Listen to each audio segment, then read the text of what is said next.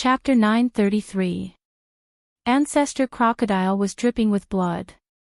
The lower half of his body had turned into meat paste, completely broken by the white bone club. At this moment, he was on the verge of death, no longer as mighty as before. Yi Fan was almost petrified. He really didn't dare to believe this.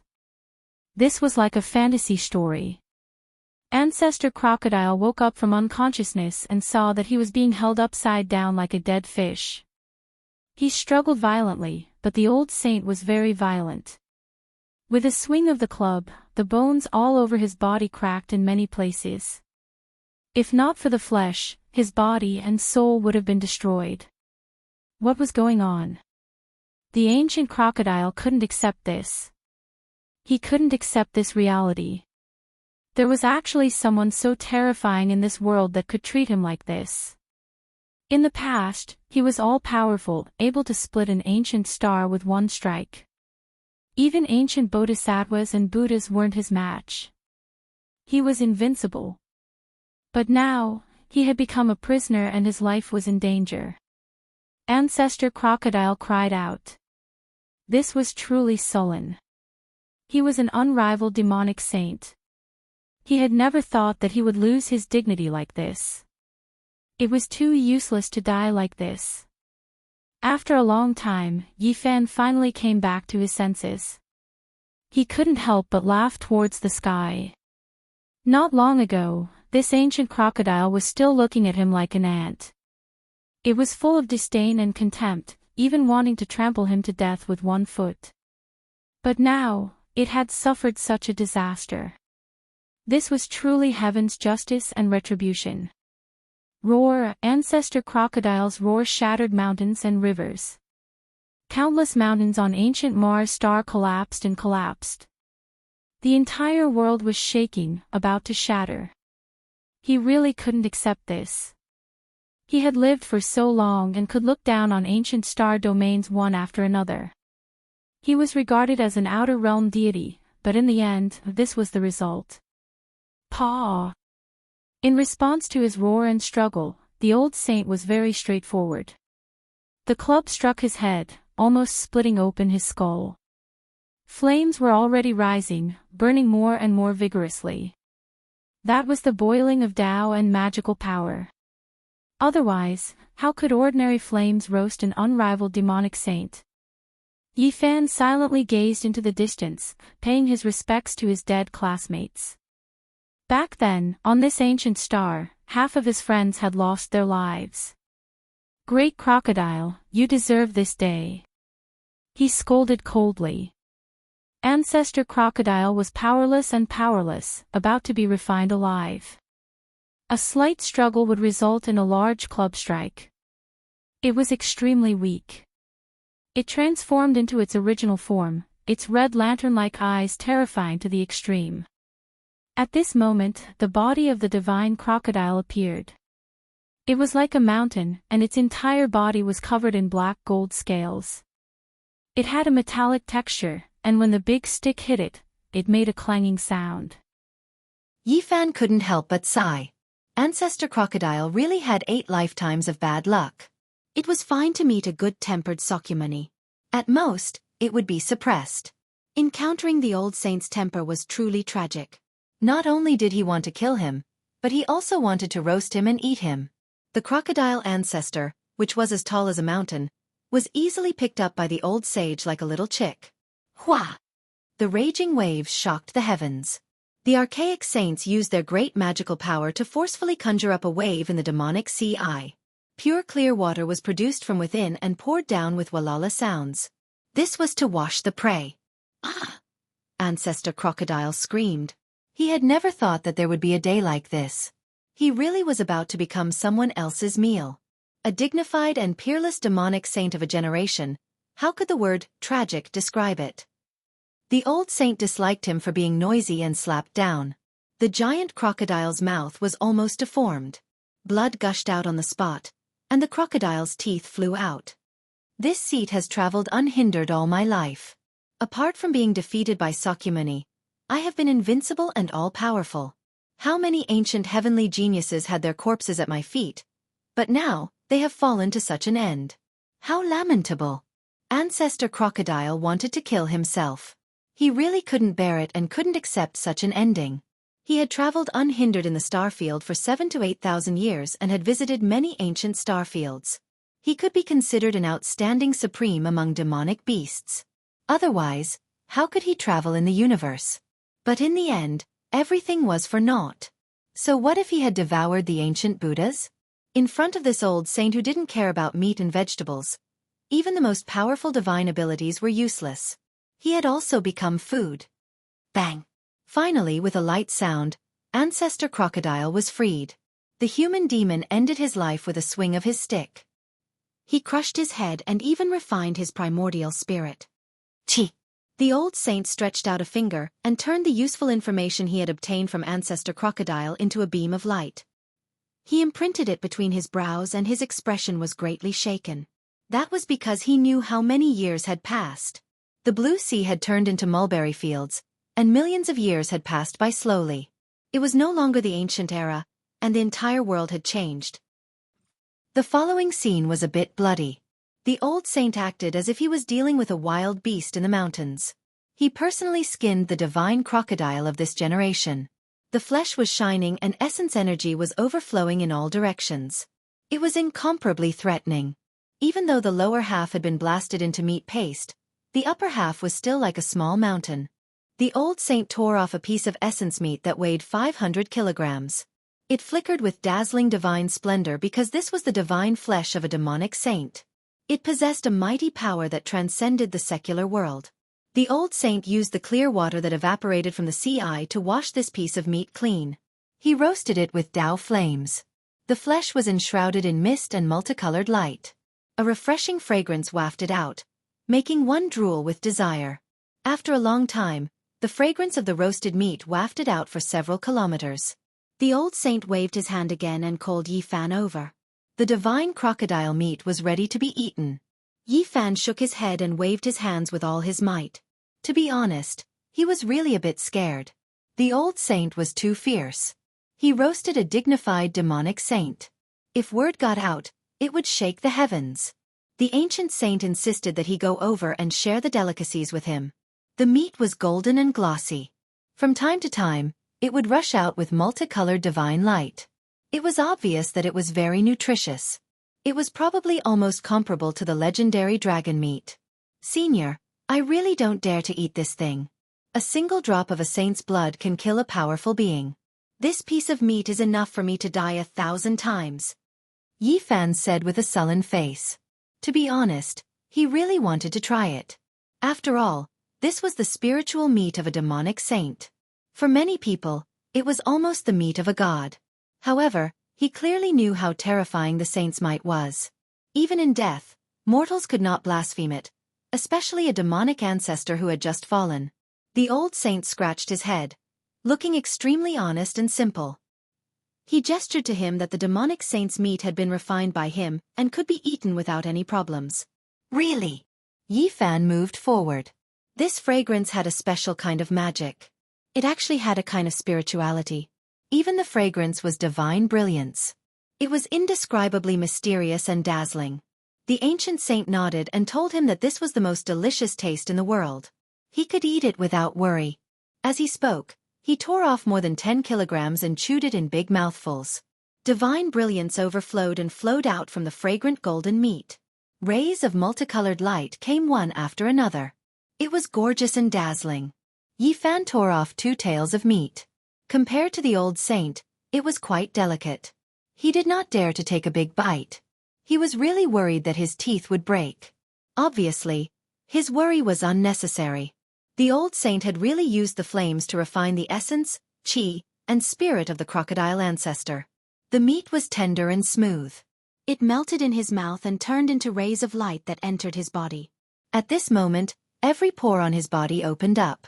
Essence chi gushed out, light overflowed, and divine power surged. Yi Fan almost soared into the sky. The demonic saint's meat was really extraordinary. It had an unfathomable power. He felt full of energy and his whole body had endless strength. In the eyes of mortals, this was definitely divine meat. In fact, this was the case. Since ancient times, who could eat the meat of a demonic saint? Especially in his realm, it was impossible to even think about it. Especially in this era, it was difficult to see a living demonic saint. Taking a step back, even in ancient times, how many people could hunt demonic saints like this and use them purely as food? Probably only this old saint could do it. This could be said to be divine meat. For cultivators, it was a great supplement. If eaten for a long time, not only could it strengthen the muscles and bones, but it could also be reborn. After making sure that the old saint had completely roasted this piece of meat with the flames, Yifan also let go. He took out more than 10 jars of old wine and ate the meat and wine with this wild old man. Although there was only one ingredient, it was the most delicious and rare thing Yifan had ever eaten. He was especially happy. As he ate, he felt the holy power surging. Rays of divine light seeped out from his pores. He felt that he was about to fly to heaven. Yifan was drowned in the auspicious air. He emitted 5-colored divine light from head to toe. He never thought that a meal could be so nourishing. He seemed to be really going to fly to heaven. His whole body was comfortable, and he felt like an immortal. Divine power surged like the sea. Unknowingly, his cultivation had improved a little. He had reached the great perfection of immortal too and could not be more perfect. There was only a layer of window paper. As long as he could break through, he would reach another realm. His physical body had experienced a baptism. Every inch of his flesh and blood was full of explosive power. Yifan felt like he could smash a star with one punch. He felt like he had endless power. When he realized this, he knew that he could not eat anymore. He had reached his limit after eating more than 10 kilograms of glowing holy meat. If he went on, his body might explode. Only then did he realize how terrifying the old saint was. He swept away the clouds and ate the crocodile meat. Then, he cut off another few thousand kilograms of meat and roasted it with the flames. Yifan was dizzy. This was not donkey meat or chicken meat. This was the meat of a demonic saint. He ate so much of it as if nothing had happened. He really treated it like ordinary food. Right at that moment, a wave of flames surged out. Yifan noticed that blood was flowing from his nose. He couldn't take the several kilograms of monster saint meat anymore. It was just too nutritious. If other sect master level figures ate this much, they would have most likely been smashed to pieces and their flesh would have exploded. He jumped up and began to run around the demonic sea. He ran thousands of kilometers in one breath. He finally felt a little better. Yifan did not stop and continued to run. He only returned after 2 hours, but the result left him dumbfounded. The body of the divine crocodile, which was like a small mountain, had lost a large piece of meat. It was estimated to be hundreds of thousands of kilograms, and it had all entered the old saint's stomach. Moreover, he was not satisfied. He cut off another few thousand kilograms of meat and continued to roast it. Divine splendor rose and dense smoke lingered. Not long after, he finished eating it all. Only then did he wipe his mouth and stop. Although the immemorial saint could hold a mountain in a mustard seed, this way of eating was too frightening. The essence of the demonic saint meat was enough to tear apart the mountains and rivers. How terrifying was his appetite to be able to digest such a huge amount of essence. Even a true dragon would be stuffed to death. The crocodile ancestor's body was full of treasures. Would it all be eaten by the old saint? No matter what, he had to refine a few holy weapons. Moreover, if this spiritual meat was eaten sparingly, it would also be a supreme life-saving tonic. Yifan felt like he was going crazy. At the same time, he had many questions to ask this savage old man. Chapter 934. The old saint didn't speak much. He didn't open his mouth from start to finish, apart from when he was eating the crocodile meat. Yifan had many questions he wanted to ask, but this old man seemed to feel that silence was golden. Voila! A wave of ink rushed out from the demonic sea. The ancient saint washed the crocodile's skin. It was as if it was cast from black gold. Every time it moved, it would produce a sonorous sound. Tao patterns interweaved, divine multicolored light shot out in all directions, and auspicious vapors rose. It was a type of divine material that even saints would be moved. It contained the essence of a demonic saint, impervious to swords and impervious to water and fire. It was hard to find in this world. This black metallic divine skin overflowed with all types of Tao light. It was innately close to the great Tao, And even if it hadn't been refined, it was already a type of treasure. It flickered with a cold metallic luster, making it impossible for people to approach. It possessed a powerful holy might. An existence of this level could kill a powerful being with a single drop of blood, let alone such a large piece of skin. Yi Fan's eyes were burning with desire, and his saliva was about to flow out. The skin of the divine crocodile race was the most precious. If it was made into armor, it would simply be a dream grade. This was especially true for the crocodile ancestor. This was an ancient divine crocodile that was revered as a demonic saint. Its skin had long possessed an inextinguishable divinity. Unfortunately, the old saint didn't look at him. He threw away the long tattered beast skin and wrapped the crocodile divine skin around his waist. He activated his terrifying essence energy to refine it, and in the blink of an eye, it became a set of primitive beast clothes. However, no matter how one looked at it, it was used to cover one's body. What a waste of natural resources. Yi Fan actually wanted it very much, but the ancient saint had already wrapped around his body, so he was too embarrassed to ask for it. After all, this was hunted by the other party. Then, this savage old man began to pull out the tendons and bones. He really wasn't careless at all, refining all the good things out. He used the water from the demonic sea eye to wash it clean, and then he used the crocodile ancestor's divine tendon as a belt, tying it around his waist. It was so extravagant that it made people want to pull out their hair. Yi Fan stared at the giant crocodile bone. This was a precious bone. It was pure white and flickered with holy splendor, even more resplendent than the stars in the sky. There was no need to talk about its quality. It was rare and could definitely be refined into a holy weapon. However, Old Man Savage did not plan to refine it at all. He placed his white bone club on top of it. Dazzling light radiated, and Yi Fan had no choice but to retreat. That kind of energy fluctuation was too intense, and even as a human with a sacred body, he couldn't withstand it. The great Tao rumbled, shattering the universe. Those crocodile bones dimmed, and their divine splendor faded away. They exploded one by one and were completely destroyed. The terrifying ancient divine crocodile bones turned into fine powder, and their divinity vanished. As for the old sage's bone club, there was an additional rune that looked like a dragon and a crocodile. It could be said that the essence of the divine bone had been refined into the bone weapon. Yi Fan carefully sized up the lustrous bone club, and he couldn't help but gasp when he noticed that there were many brands of various beasts on it. Could it be that all these markings were branded on it like those from before? If that was the case, then there was no way to estimate the value of this bone club. Yi Fan looked on anxiously. The old sage was really thorough. He refined everything, and not even a piece of bone was left. Old Man Savage sensed his gaze and turned his head to take a look. Then, he reached out with a large hand and split the meat mountain into two. One of the pieces was sent over. It was at least a few 100,000 pounds. Yi Fan hurriedly retreated. For people of his level, the sage really stood high in the clouds, as powerful as a god. A drop of blood or a bone could kill a powerful being.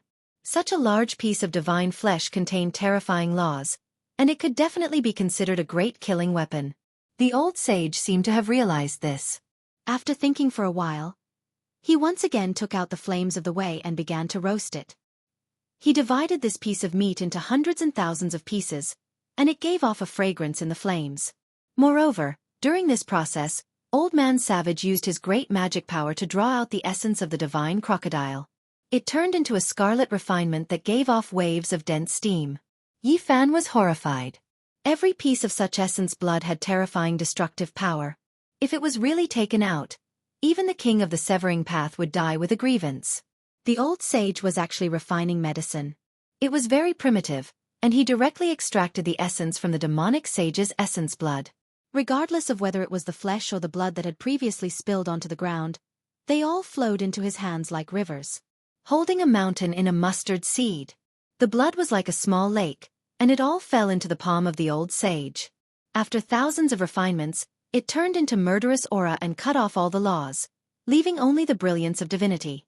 Finally, there was a loud crash, and a large amount of dirty blood fell from the old sage's palm like a waterfall. It was a vast expanse, like a sea of blood falling into the demonic sea eye. In the palm of his hand, rays of scarlet light rushed up and surrounded this auspicious aura. In the end, only 6 scarlet pills the size of longan fruits were left. They were sparkling and glistening, as bright as red agate. The old sage handed 4 of them to Yi Fan. A fragrance assailed his nostrils, making him feel like he was about to ascend. His pores relaxed as if he was bathed in celestial light. Yi Fan knew that this kind of precious pill was hard to find in the world. Only the old sage could go against the heavens to refine it. He really did not know what kind of magical use it had. He carefully put it into a jade jar. At this time, the hundreds of thousands of kilograms of divine crocodile meat had been roasted. The murderous aura and laws within it had been completely melted away. The old sage handed it over. Yi Fan felt like he was in a dream. This was a demonic sage, and now it had become his food. If this kind of great supplement were to spread, it would scare people to death. He had many questions to ask, but the old sage was very silent. He almost did not say anything. He walked around the demonic sea twice, looked up at the sky, and was lost in thought. Seeing him like this, Yi Fan really did not want to disturb him. The other party seemed to be thinking about some important matters. At noon, the old sage finally moved. He actually borrowed his cauldron and used the Tao fire to boil the divine crocodile's heart and liver into a pot of soup. He called him to drink it together. Yi Fan was a little stunned. It was a pity that the ancient divine crocodile had died so miserably. It had really become a delicious soup, and not a single bit was wasted. This old sage really knew how to enjoy life. If the news of him eating these things got out, it would definitely shock everyone and frighten a group of sect masters and almighty people. His cauldron had become a real soup pot. It was really a little different. The source qi of all things flowed, accompanied by the fragrance of the divine soup. Other people would definitely be dumbfounded if they saw it. Should it be said that it was extremely luxurious or too extraordinary? Any cultivator who saw it would probably be speechless. Yi Fan persevered and nagged at the old sage non-stop, wanting to communicate with him. However, the other party still treated his words like gold and almost didn't speak. He would only occasionally look at the sky in a daze. In the end, Yi Fan was helpless. He said what he was most worried about. If night fell, this master would definitely turn from a god to a demon. No one in the world could control him. That would be a great disaster. Yi Fan pointed at the blazing sun in the sky. He felt that he could let the old sage rush towards the sun. Within a suitable distance, it would always be daytime. Perhaps he could slowly melt away his demonic nature. The old sage shook his head and silently pondered. He had not paid much attention to Yi Fan. Clearly, he had been thinking about his own problem. He was worried that after the sun set, he would go crazy and start a massacre. Yi Fan immediately understood that the so-called god in the day and demon at night was not related to light, but the problem of his divinity and demonic nature. As a god, as a demon, the time should be the same. People mistakenly thought that it was caused by the alternation of day and night. "I'm leaving." The old sage stood up and finally said this. "Senior, where are you going?" Yi Fan asked. Naturally, he communicated with his divine will because the primordial language was different from now. In the depths of the desolate universe, in the darkness that no one can reach. The old sage said softly. Yi Fan knew that he was exiling himself for eternity. He was afraid of accidentally injuring others, so he willingly fell into the depths of the desolate starfield and walked alone until he became a cold corpse in the depths of the universe. Clang, clang, clang. A metallic sound rang through the air. The fragments of the scarlet divine chain that had been broken earlier all flew back. The old saint used great magical force to reforge it, refining it into a new divine chain that was even sturdier. He engraved strand after strand of symbols on it, and then he sealed himself.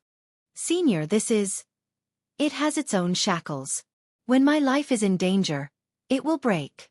If nothing happens, it will imprison my demonic nature."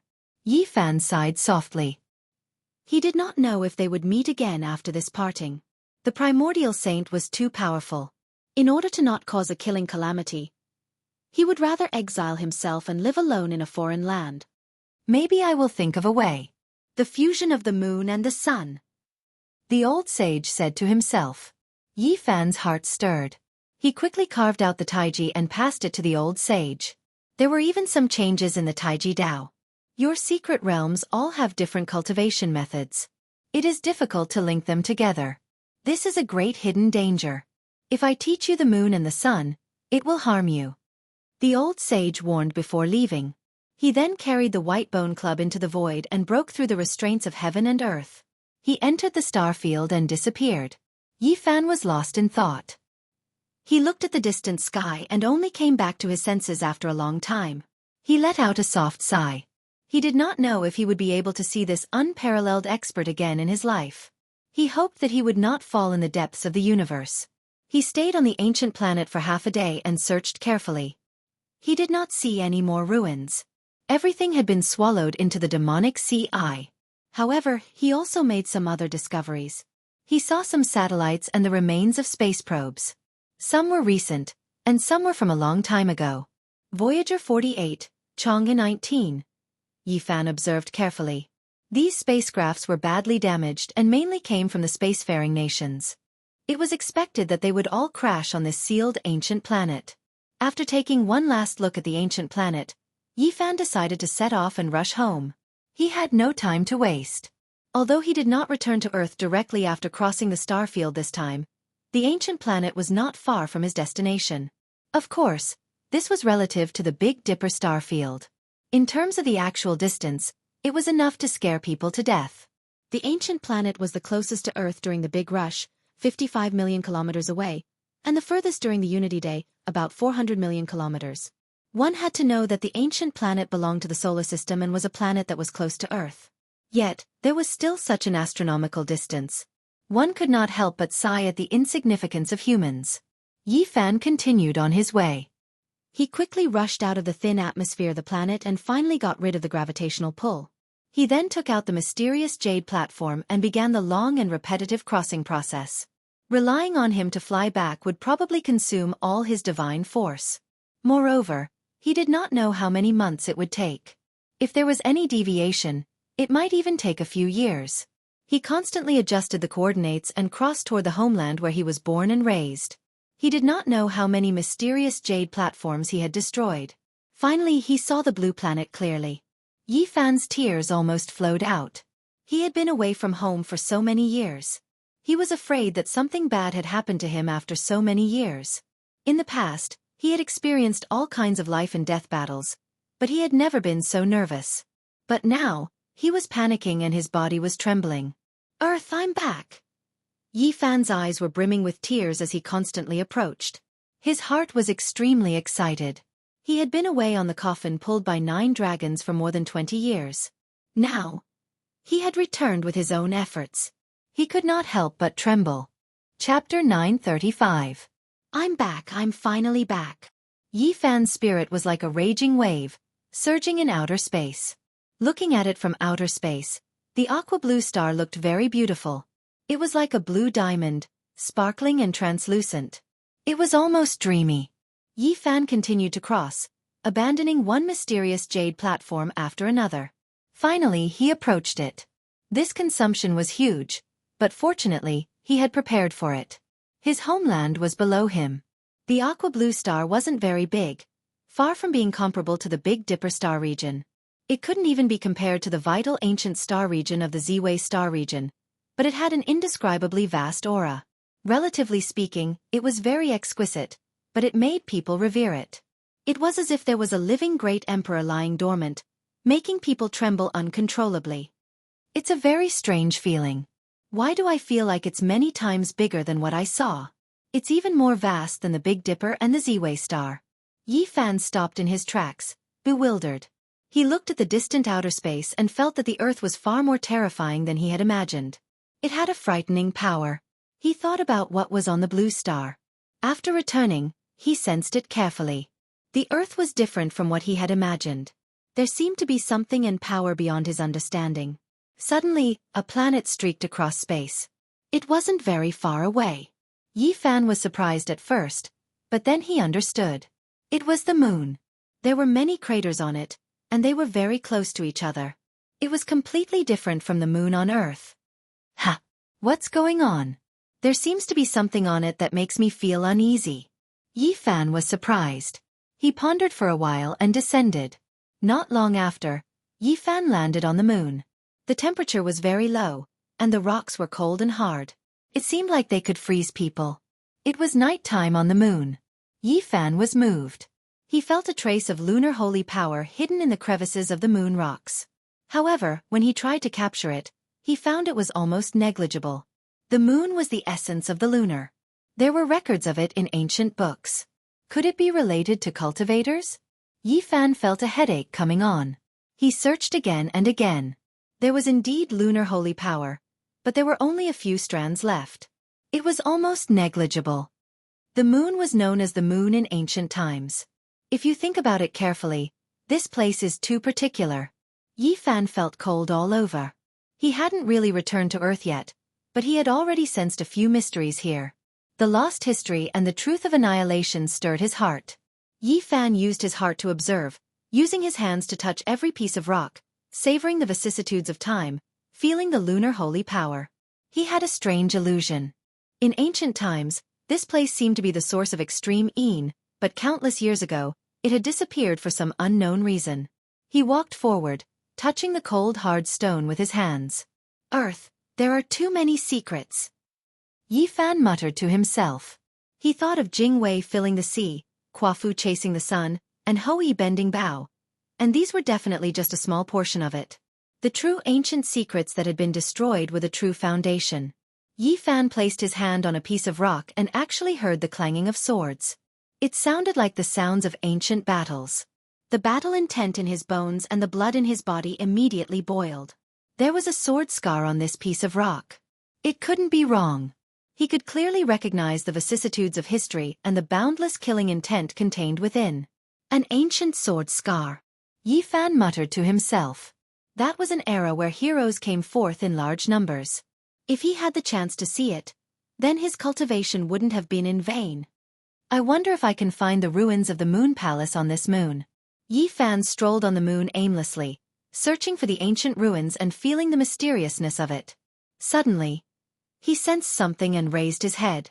Something was rapidly approaching from afar, sweeping across the sky. Yi Fan's body was glowing, and his conjured form was concealed. A satellite flew across the sky. He didn't want to shoot it down, nor did he want to escape because of it. He only concealed his true appearance. At this moment, a group of people at a famous satellite ground station on Earth all stood up in shock. Coffee sprayed all over the screen, and their eyes almost popped out. God! The satellite flew across the sky. Yi Fan walked calmly on the moon, causing a certain group of people on Earth to exclaim and then be completely petrified. God, what did I see? Is Satan on a journey, or is God descending to the world? This kind of exclamation sounded in several places, and finally it was listed as a national secret, causing panic in a small area. Yi Fan walked on foot, looking for the ancient traces. Unfortunately, he released his powerful divine sense but found nothing. The so-called Moon Palace couldn't be seen and didn't exist in the world. There was nothing on the moon. Except for the rock with the sword scar, he didn't see anything related to cultivators. I can't see it, but it doesn't mean it doesn't exist. The remaining Taiyin holy power is enough to explain everything. Yi Fan was relieved. He didn't have to find the reason. He crossed more than half of the moon and came to the other side. He saw a metal shell. It was a base built on the moon. More than 20 years had passed. With the current technology of human beings, this was no longer a problem. If Mars wasn't so strange, there would have been a human space station long ago. Yi Fan walked to the front and looked carefully. This metal shell covered a large area, and there was even a piece of green vegetation, which was used for experiments. And when he was observing, people in the space station also found him. They were so shocked that they almost fell to the ground. They were dumbfounded and completely dumbfounded. Fortunately, Yi Fan didn't stop. He disappeared in an instant, rushed out of the moon, and crossed to the Earth, leaving only a mysterious jade platform in space. The moon was nearly 400,000 kilometers away from the Earth. Yi Fan passed through the void and entered the thick atmosphere, revealing his real body and descending by himself. The Earth is really strange. Yi Fan had a strange feeling at the first moment, and then he was deeply in awe. He sensed something extraordinary. The sound of the wind was like the sound of a knife, cutting people's skin. Yi Fan went down, overlooking everything on the Earth. The mountains and rivers gradually became clear. The great way of heaven and earth was very special. It was incomparably high and difficult for Yi Fan to capture, which made him both shocked and afraid. A bad premonition came to his mind. Something extremely terrible must have happened on the earth. The whole world of the Great Way of Heaven and Earth gave people a feeling that it was incomplete. Yi Fan descended from the expanse of white clouds. The scenery below became clearer and clearer, revealing the magnificent mountains, rivers, and great earth. However, his heart sank more and more. The essence of heaven and earth was so thin that it could almost be ignored. It was difficult to cultivate in such a situation. He immediately knew why he didn't see any cultivators today. And this was not the most terrible thing. What worried him the most was that his own cultivation seemed to be declining rapidly. His magic power was seriously dissipating, and he had the illusion that his Tao was about to disperse. Why was this happening? This was a big event that would make any cultivator horrified. Even Yi Fan was scared. Should he return to the earth? Would he become a useless person? He was greatly shocked. No, it's not my own problem. It's the will of the heaven and earth.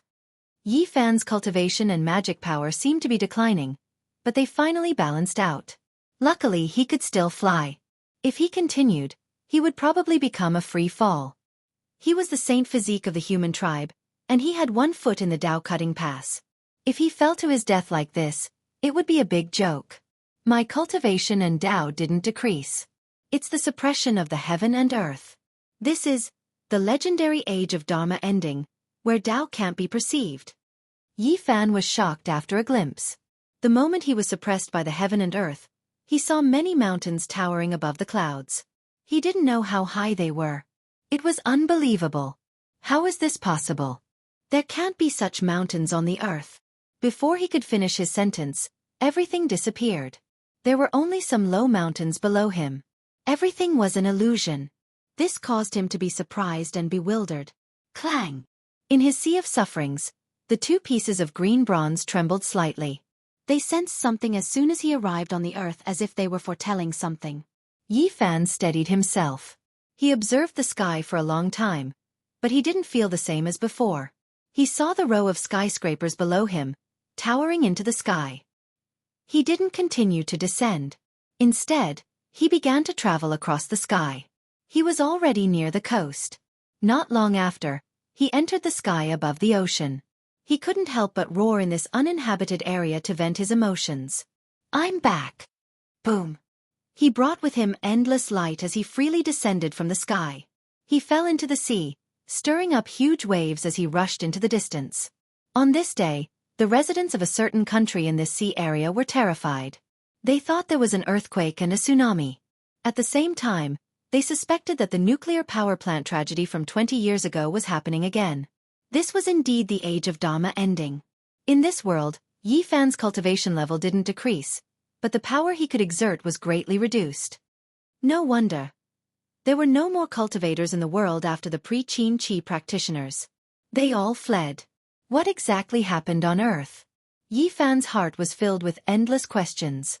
It was one thing for the vitality to be dried up, but how could cultivators survive if they couldn't even sense the Grand Tao? I wonder if the pre-Qin Qi practitioners and those powerful ancient inheritances left anything behind. Perhaps I can even find some cave abodes. Yi Fan murmured to himself. His heart was burning with passion at the thought of this. There were too many places waiting for him to explore. He walked on the surface of the sea at an extremely fast speed. He was a bit moved as he gazed at the boundless ocean. Was there the Eastern Sea Dragon Palace? However, nothing could compare to his parents. Nothing else was important. He turned into a ray of light and rushed toward the city he used to live in. He had worked hard to cultivate for so many years and didn't want to come back at any time. After experiencing twists and turns and several life and death situations, he finally ascended the five-colored altar. He resolutely abandoned everything about the Big Dipper, but now, he was afraid that it would all be for naught. Yi Fan had been gone for more than 20 years. Now that he had returned, he felt uneasy as he looked at the unfamiliar cities along the way. Time flew by and he had finally returned. However, would he still be able to see his parents? Would all his efforts be for naught? At this moment, he was incomparably apprehensive and afraid. In this world, time was the most terrifying thing.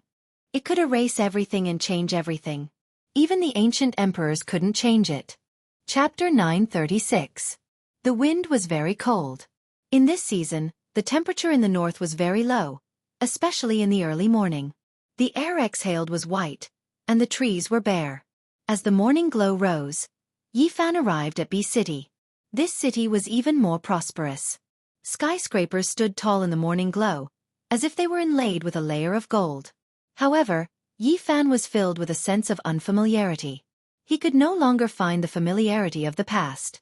He had lived here for a long time, but now everything had changed. Where can I find them? Yifan was a little worried. He was afraid that he would never see his parents again. He had gone through so many hardships and almost lost his life. It was hard for him to accept that he was gone. He did not go to his residence. He could see it from afar.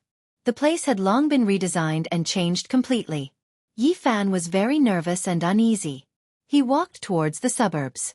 His parents did not like the fast pace of the city. They had been rejected when they brought them to live together. This place has changed too. Yifan was stunned. When he arrived at his parents' residence, the peace of the past had been replaced. People came and went, rivers flowed continuously, and high-rise buildings stood tall. The original satellite town and B City had become one. He could not find a trace of the past. If he did not trust his intuition, he would have thought that he had come to the wrong place. Everything had changed. People often said that after leaving home for many years, they finally returned, but everything had changed. He stood silently for a long time. Then, he came to the rooftop of a building and looked into the distance. The only thing that was still there was the natural lake. However, it had been dug up and a large park had been built along it. In the past, Yifan's father liked to fish there to kill time, but now it was impossible. Some people were doing morning exercises, but they could not see a familiar figure. They could not even ask if they wanted to.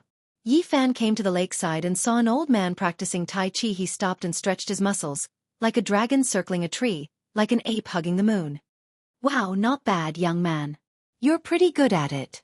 You're even more experienced than me. An old man who has been practicing Tai Chi for 40 years. The grandpa who was practicing Tai Chi was amazed. Uncle, let me ask you something. How many years has it been since this place was rebuilt? Where did the original people go? Yifan asked as he practiced Taiji fist. Young man, you're not a local, right? This has been planned for more than 10 years. To be honest, it's not as good as it used to be. I miss the tranquility of the past, where there were fewer people and trees, and the air was fresh. The old man was very talkative. He and his wife had deliberately come to this place in order to live out their retirement. They wanted to be close to nature and be at peace. But later on, it was connected to the city. There were also tall buildings everywhere, so there was no difference. Sigh, there's nothing we can do. Wasn't this villa area also demolished in the past? Even they couldn't do anything about it, let alone an old man like me. If it's demolished, then so be it. The old man complained. More than 20 years ago, there were a few old people who loved to fish here to kill time. Do you still have any impression of them? Yifan asked the old man while practicing Tai Chi slowly. Yes, although I moved here later, this lake is really a good place. I could carry a stool and sit by the shore for half a day. That kind of life was really leisurely. But now I can't help but feel itchy. Just as I put the fishing hook into the lake, 4 or 5 people suddenly ran over and told me that I would be fined 500 yuan and not allowed to fish. I said that I would put the fish back into the lake after I caught it, but they said that I couldn't do that either. I really had no choice but to buy a few live fish and throw them into the fountain in front. I wanted to enjoy myself, but I didn't feel that way. Moreover, I was fined 1,000 yuan. Yifan felt a little dizzy. This old man was really talkative. He just asked him a few questions, and he suddenly said so much. It seemed that this old man lived quite freely. Then you can go to places like the fishing garden. Don't make things difficult for the people in the park. I guess they are also on tenterhooks, Yifan said with a smile. My old arms and legs can't withstand that kind of torment. It takes 2 hours to go back and forth. I'm here to relax, not to suffer. Then have you seen such a person? Yifan described his father's appearance. I think I have seen such a person, but he doesn't come often. I can see him occasionally. I heard that he is a senior fishing friend, but something happened to his family. He is quite depressed, and he rarely shows up for half a month. Yifan's heart was depressed and sad. All this was because he had left this world. Who could bear such a blow when he lost his son in his old age? Do you know where he went? He moved away before this place was planned. I heard that he wanted to change the environment so that he wouldn't be reminded of the past and be sad. Yi Fan sighed in his heart. This was really a bit difficult to find. Fortunately, the old man told him that some people still lived in this area after the planning was done. He should be able to find a few old neighbors. I say, young man, is this a Song costume or a Han costume? Where did you buy it? It looks quite good when you wear it to do Tai Chi. I'll buy a set one day. Before Yi Fan left, the old man grabbed his hand and asked him about the ancient costume he was wearing. He touched it with his hand and said that the texture was really exquisite. It was good silk. Big Dipper transmigrated back. Yi Fan was confused and answered subconsciously. Big Dipper shopping mall? It's really a bit far from here. My old arms and legs are really a bit tired of going there. It's a bit far. Yi Fan almost spilled the beans. This old man was really talkative. He quickly came to his senses and said goodbye. Before leaving, the old man kindly reminded him that his hair was too long. He said that this was an era where individuality was highlighted, but the old man was still not used to it. Yi Fan was speechless. He touched his thick black hair. Fortunately, it was loose and there was no wooden hairpin in it. Otherwise, how would he be pointed out by others? However, more than 20 years had passed. In this era where individuality was highlighted and the atmosphere was very open, no one surrounded him. At most, they looked at him with surprise. Yi Fan went in and out of many small areas. He used his powerful divine sense to sweep through them one by one. He still didn't see any old neighbors. Half a day passed, and he didn't gain anything. It was far more tiring than a life-and-death battle. This was mental exhaustion. He was worried about gains and losses. He was afraid that it would be a tragedy. He leaned back on a bench by the side of the road. He was physically and mentally exhausted. He stared at the sky in a daze. He couldn't wait any longer. He wanted to rely on his supernatural power to enter the relevant department and retrieve the files. Uncle, where did you buy this ancient costume? A 4 or 5-year-old boy blinked his pitch-black eyes. He didn't seem to be afraid of strangers at all. He ran over and asked. I brought it back from the Spoon Star. Yi Fan said seriously. Liar. The little fellow was very angry. He wrinkled his nose and blinked his eyes, but he was still very hopeful. He said, Can you tell me? I also want my mother to buy it. Jingxian, what are you doing? A young woman came not far away. She called the little boy away and led him to the front of a car. The little fellow was very stubborn. He said unwillingly, Mom, I like that kind of clothes. Don't go home first, okay? It's so old-fashioned. Even the non-mainstream clothes from more than 20 years ago look better than this. The young woman carried the little boy into the car and quickly drove away. Yi Fan was speechless. Back then, some experts called their generation a lost generation. Some people after the 1990s were called non-mainstream. Now that he thought about it, the children after the 2010s, 200s, and even the 30s should have risen. Hey, that woman looks a little familiar. Who does she look like? Yi Fan was suddenly startled. He tried hard to recall and felt that she looked like someone. Suddenly, he quickly got up and hid his figure. He shrank the ground to an inch and chased after her. On today's Earth, his cultivation was suppressed. It seemed that his cultivation had dropped a lot and was far from what it used to be. But after all, Yi Fan was about to cut the Tao and was still very powerful. After leaving the commercial street, he followed the car into a neighborhood with a decent environment. The young woman carried the little boy down. Mom, I'm not happy. If you don't buy me an ancient costume, I won't be with you anymore. The little boy pouted. Good boy. What will you look like in that kind of clothes? It's very ugly. The young woman coaxed him upstairs. Excuse me, are you Uncle Lu's daughter, Lu Qian? Yi Fan stepped forward. Wow, Uncle, you live here too? Mom, I want this ancient costume, the little boy cried. Who are you? The young woman was very vigilant. An unfamiliar man following her made her feel a little uneasy. Yi Fan immediately confirmed that this was Lu Qian, the daughter of his old neighbor, Uncle Lu. She still vaguely looked like a child. When he had left, This little girl was only 6 or 7 years old. Now that she had grown up, she looked very much like Aunt Lu. Back then, the old couple had a daughter in their later years and treasured her very much. When he had left, the little girl was still bouncing around and extremely lively. Now, she had become a mother. Yifan didn't pester her too much. No matter how one looked at him, he didn't look like a simple young man dressed like this. He consciously left. Before long, he cut off his long hair and went in and out of the mall. He changed into a set of modern clothes and finally seemed to blend into this world. He was used to wearing Big Dipper's armor. Now that he was wearing the clothes of the past, he felt a little uncomfortable. He felt that his hands and feet were restricted and not suitable for battle. When he returned to the neighborhood, nothing unexpected happened. Not long after, he saw an old man coming out for a walk. As expected, it was Uncle Lu. He was almost 80 years old and much older than before. However, his body was still healthy. Yifan changed his appearance slightly.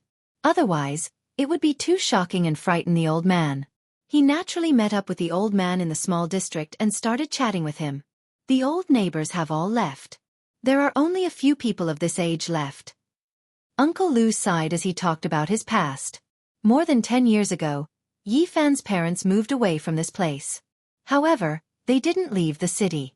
They just moved to another district. Do you still keep in touch? No. I suddenly couldn't contact them 10 years ago. Yifan's heart sank. His body couldn't help but tremble. However, he finally calmed down. He had a certain level of mental preparation. After all, he hadn't seen the final result yet. Back then I had to believe that there are gods in this world. What are you trying to say? Of course it's Mount Tai. Although the people above kept it a secret, many people saw it with their own eyes. Poor old Ye's son. Such a good young man, but he's gone just like that. However, it's also possible that he became a god and the 9 dragons took him away. The old man was old and long-winded. He talked about many things in the past. Yifan was silent. His heart was filled with mixed feelings. In the end, he left this place and went to District P of B City. He found the new address his parents had moved to. It was a suburban area with a good environment. There were mountains and rivers. In the past, this place was very desolate. Now, many people had fled the city and chose such a place to retire. In front of him, there was an old courtyard house from the last century. It was old but very charming. There was a large piece of forest around it and a man-made lake. No matter how he looked at it, it was very similar to where he used to live in the past. Thinking about it, his parents wanted to change to a new environment and were still nostalgic. Yifan found the address and descended from the sky. He landed in a courtyard and shouted, "Mom, Dad, I'm back."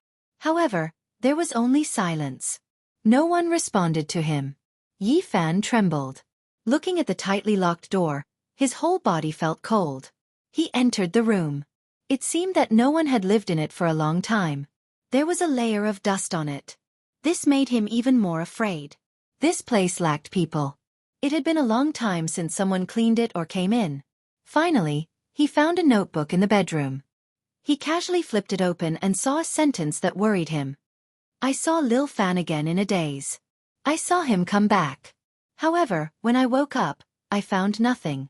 There were only some cold tears on my face. Mom, Dad! Yifan shouted, tears flowing out of his eyes. Chapter 937. It's rainy again. My joints hurt a little. I'm really old. It's cold at home. Hearing the cries of the neighbors' children, I'm reminded of Lil Fan when he was young. The old man doesn't say anything, but I know he misses Lil Fan more than I do. I often call his name when I sleep at night. Every time I turn on the lights, I see tears on his face. We're really old. The diary had already turned yellow. Every time Yifan turned a page, tears rolled down his cheeks. It was filled with longing for him and their love. Dad, Mom. Yifan couldn't help but cry. He had experienced so many hardships in Big Dipper, but he had never cried. Now that he was back, he couldn't hold it in anymore. Tears rolled down his cheeks. The dusty diary felt like it weighed a ton, causing his hands to tremble non-stop. His heart ached. His aged parents, his miserable old age. His dreams were calling his name, but when he woke up, there were only cold tears. It's the new year, and it's still just the two of us. If Lil Fan suddenly came back and appeared by our side, how great would that be? It's the 15th, and the Lantern Festival is here. We should be reunited, but the house is so cold. We went to bed early, but we couldn't sleep until dawn. Our waist and legs hurt, and our bodies can't take it anymore. I don't know how many more years we can wait for Lil Fan. Yi Fan cried and knelt on the ground. He held the diary that was filled with tears and longing. His body was trembling. Every word pierced his heart, making his heart ache. How did the two old people get through all these years? Tears blurred his eyes. The yellowed pages carried too much, heavier than a mountain. The last page of the diary was from 10 years ago. There were only a few sentences. Their bodies couldn't take it anymore, and they were in a trance when they thought about him. The two old people couldn't speak for a few days, and they fell sick from depression.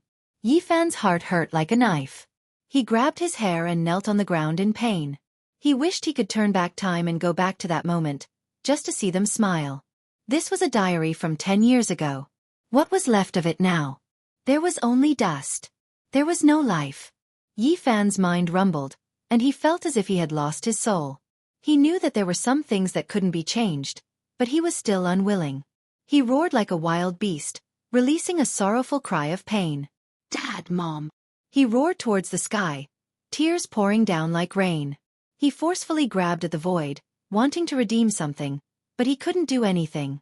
He searched crazily, searching every corner, but everything only made him more sad. The moldy and damp bedroom, the simple furniture, the spoiled instant noodles, all of these showed that the two old people did not have a good life in their later years. Finally, he saw many neatly folded clothes in a relatively new wardrobe. Every single one of them was well preserved. They all belonged to him. Yi Fan choked with sobs, trembling as he rubbed his hands. He knocked his head against the ground and knelt there, unwilling to get up. He hammered the ground with all his might. Even though he was doing his best to control it, cracks were still spreading out. This was an unacceptable result, and he wanted to roar out loud. He had disregarded everything and set off from the Beidou Star region just to reunite with them today and appear by their side. But it was still too late. Yi Fan cried and constantly called for his parents like a child. His tears flowed like a river, and he felt as if he had lost the entire world. If his enemies from the Beidou Star region knew about this, they would definitely be puzzled. How could such a cold-hearted and ruthless person have such a side to him? After an unknown amount of time, Yi Fan's heart was empty. His eyes were lifeless, and he sat there motionlessly, hugging his knees. After reading the diary and looking at everything in the house, he could already deduce that his parents' bodies couldn't take it anymore 10 years ago. He could guess the ending. Yi Fan was like a wounded child, curled up in a corner and didn't move for a day and night. His eyes were empty as he stared blankly at every item in the house. It wasn't until the next day that he stood up. He wanted to open the last scar in his heart and face the cruel pain of bloodshed. He slowly walked out and looked at the sky. He felt that everything was gray, and even the sun had lost its luster. Everything was so depressing. Looking at the old courtyard house, he was speechless. He had left a lot of money for his parents back then. After Mount Tai disappeared, the house, car, and savings should all belong to his parents. Why didn't they live a good life? Based on the standard of living at that time, what he had left behind was enough for an ordinary person to live comfortably for several lifetimes. Was the price inflation? The purchasing power of $10 in the 100s was similar to that of $1 in the 90s. But even after more than 20 years, the price of goods was outrageous, and the inflation was even more severe. The property should be enough for them to enjoy their old age in peace. Yi Fan shook his head. They were already gone, so there was no point in looking into this. He was almost desperate to face the final result. He wanted to find out where his parents had gone during the last days of the diary. He wanted to see their last moments. For this, he decided to show his magical powers and enter some relevant departments. He didn't care if it would shock the world to read everything. First, he released his powerful divine sense and searched through the memories of some people in this courtyard house. He searched carefully and then erased all traces of his actions. He had never thought that he would actually find an extremely valuable clue. Someone had taken away his parents who were already dying 10 years ago. It was a woman. These people didn't know who the woman was. They only knew that her surname was Su because his parents had called her Little Su before they boarded the car. A woman with the surname Su. Yi Fan's heart moved. In his life, among all the people he knew, she was the only one he had interacted with, and his parents called her that. At the thought of this woman, Yi Fan was stunned. Then he sighed softly. More than 20 years had passed. What else could he do? Time was so heartless and had changed many things. Su Qiong, a woman who had left a strong color in his life. It had been more than 20 years since they last met. He didn't know what would happen when they met again. After leaving the suburbs, he used his magical powers and entered some relevant departments. He looked through the files and found some important things. He found out where Su Qiong lived.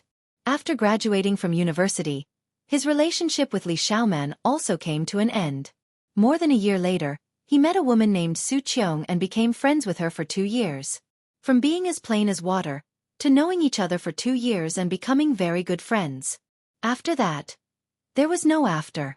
It had all ended before it even started. If he didn't have that gathering, if he didn't go to Mount Tai, if he didn't disappear from this world, perhaps there would be many more stories. In this bee city where every inch of land was worth its weight in gold, to be able to own a villa was an impossible dream for many people. Especially in this place, West Mountain. West Mountain was the general name of the mountains in the west of Bee City.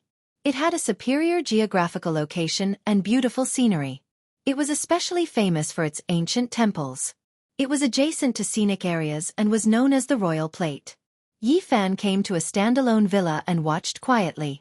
The weather was very cold and the leaves on the trees had already fallen. He could see that this place was very particular. It had a good view and a good place to live. There were no disturbances or accidents. He found Su Qiong's residence very smoothly. It was the standalone villa in front of him.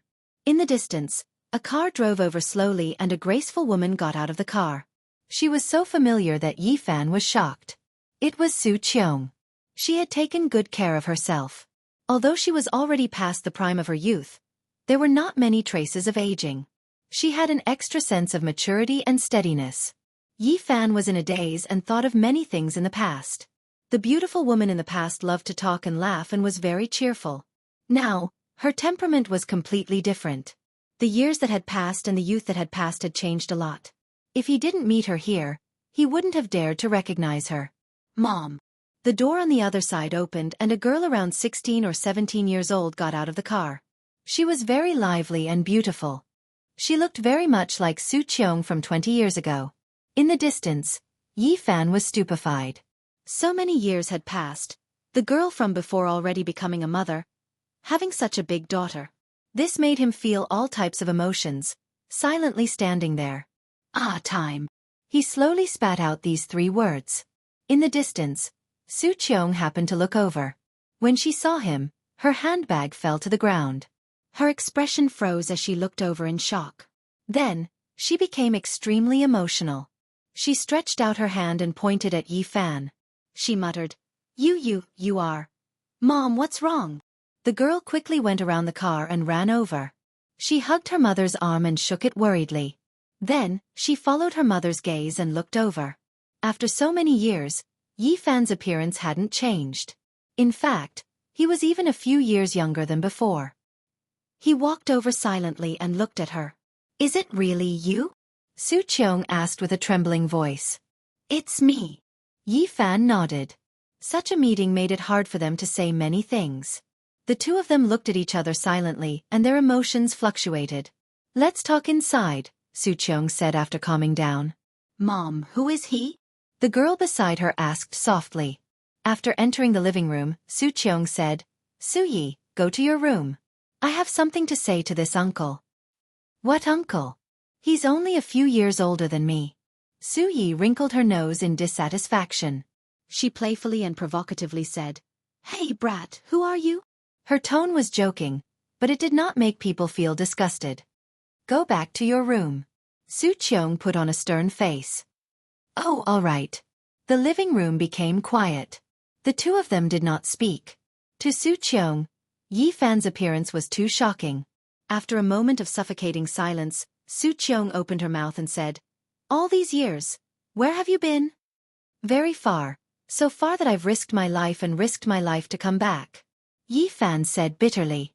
Su Qiong sighed and said, I didn't wait for you for too long. We've known each other for 2 years, and that's all I've waited for. People have to live, don't they? Yi Fan nodded. Reality was not a novel. People had to survive and live. Waiting bitterly for a lifetime was not realistic. It was just a beautiful story. People had to move forward.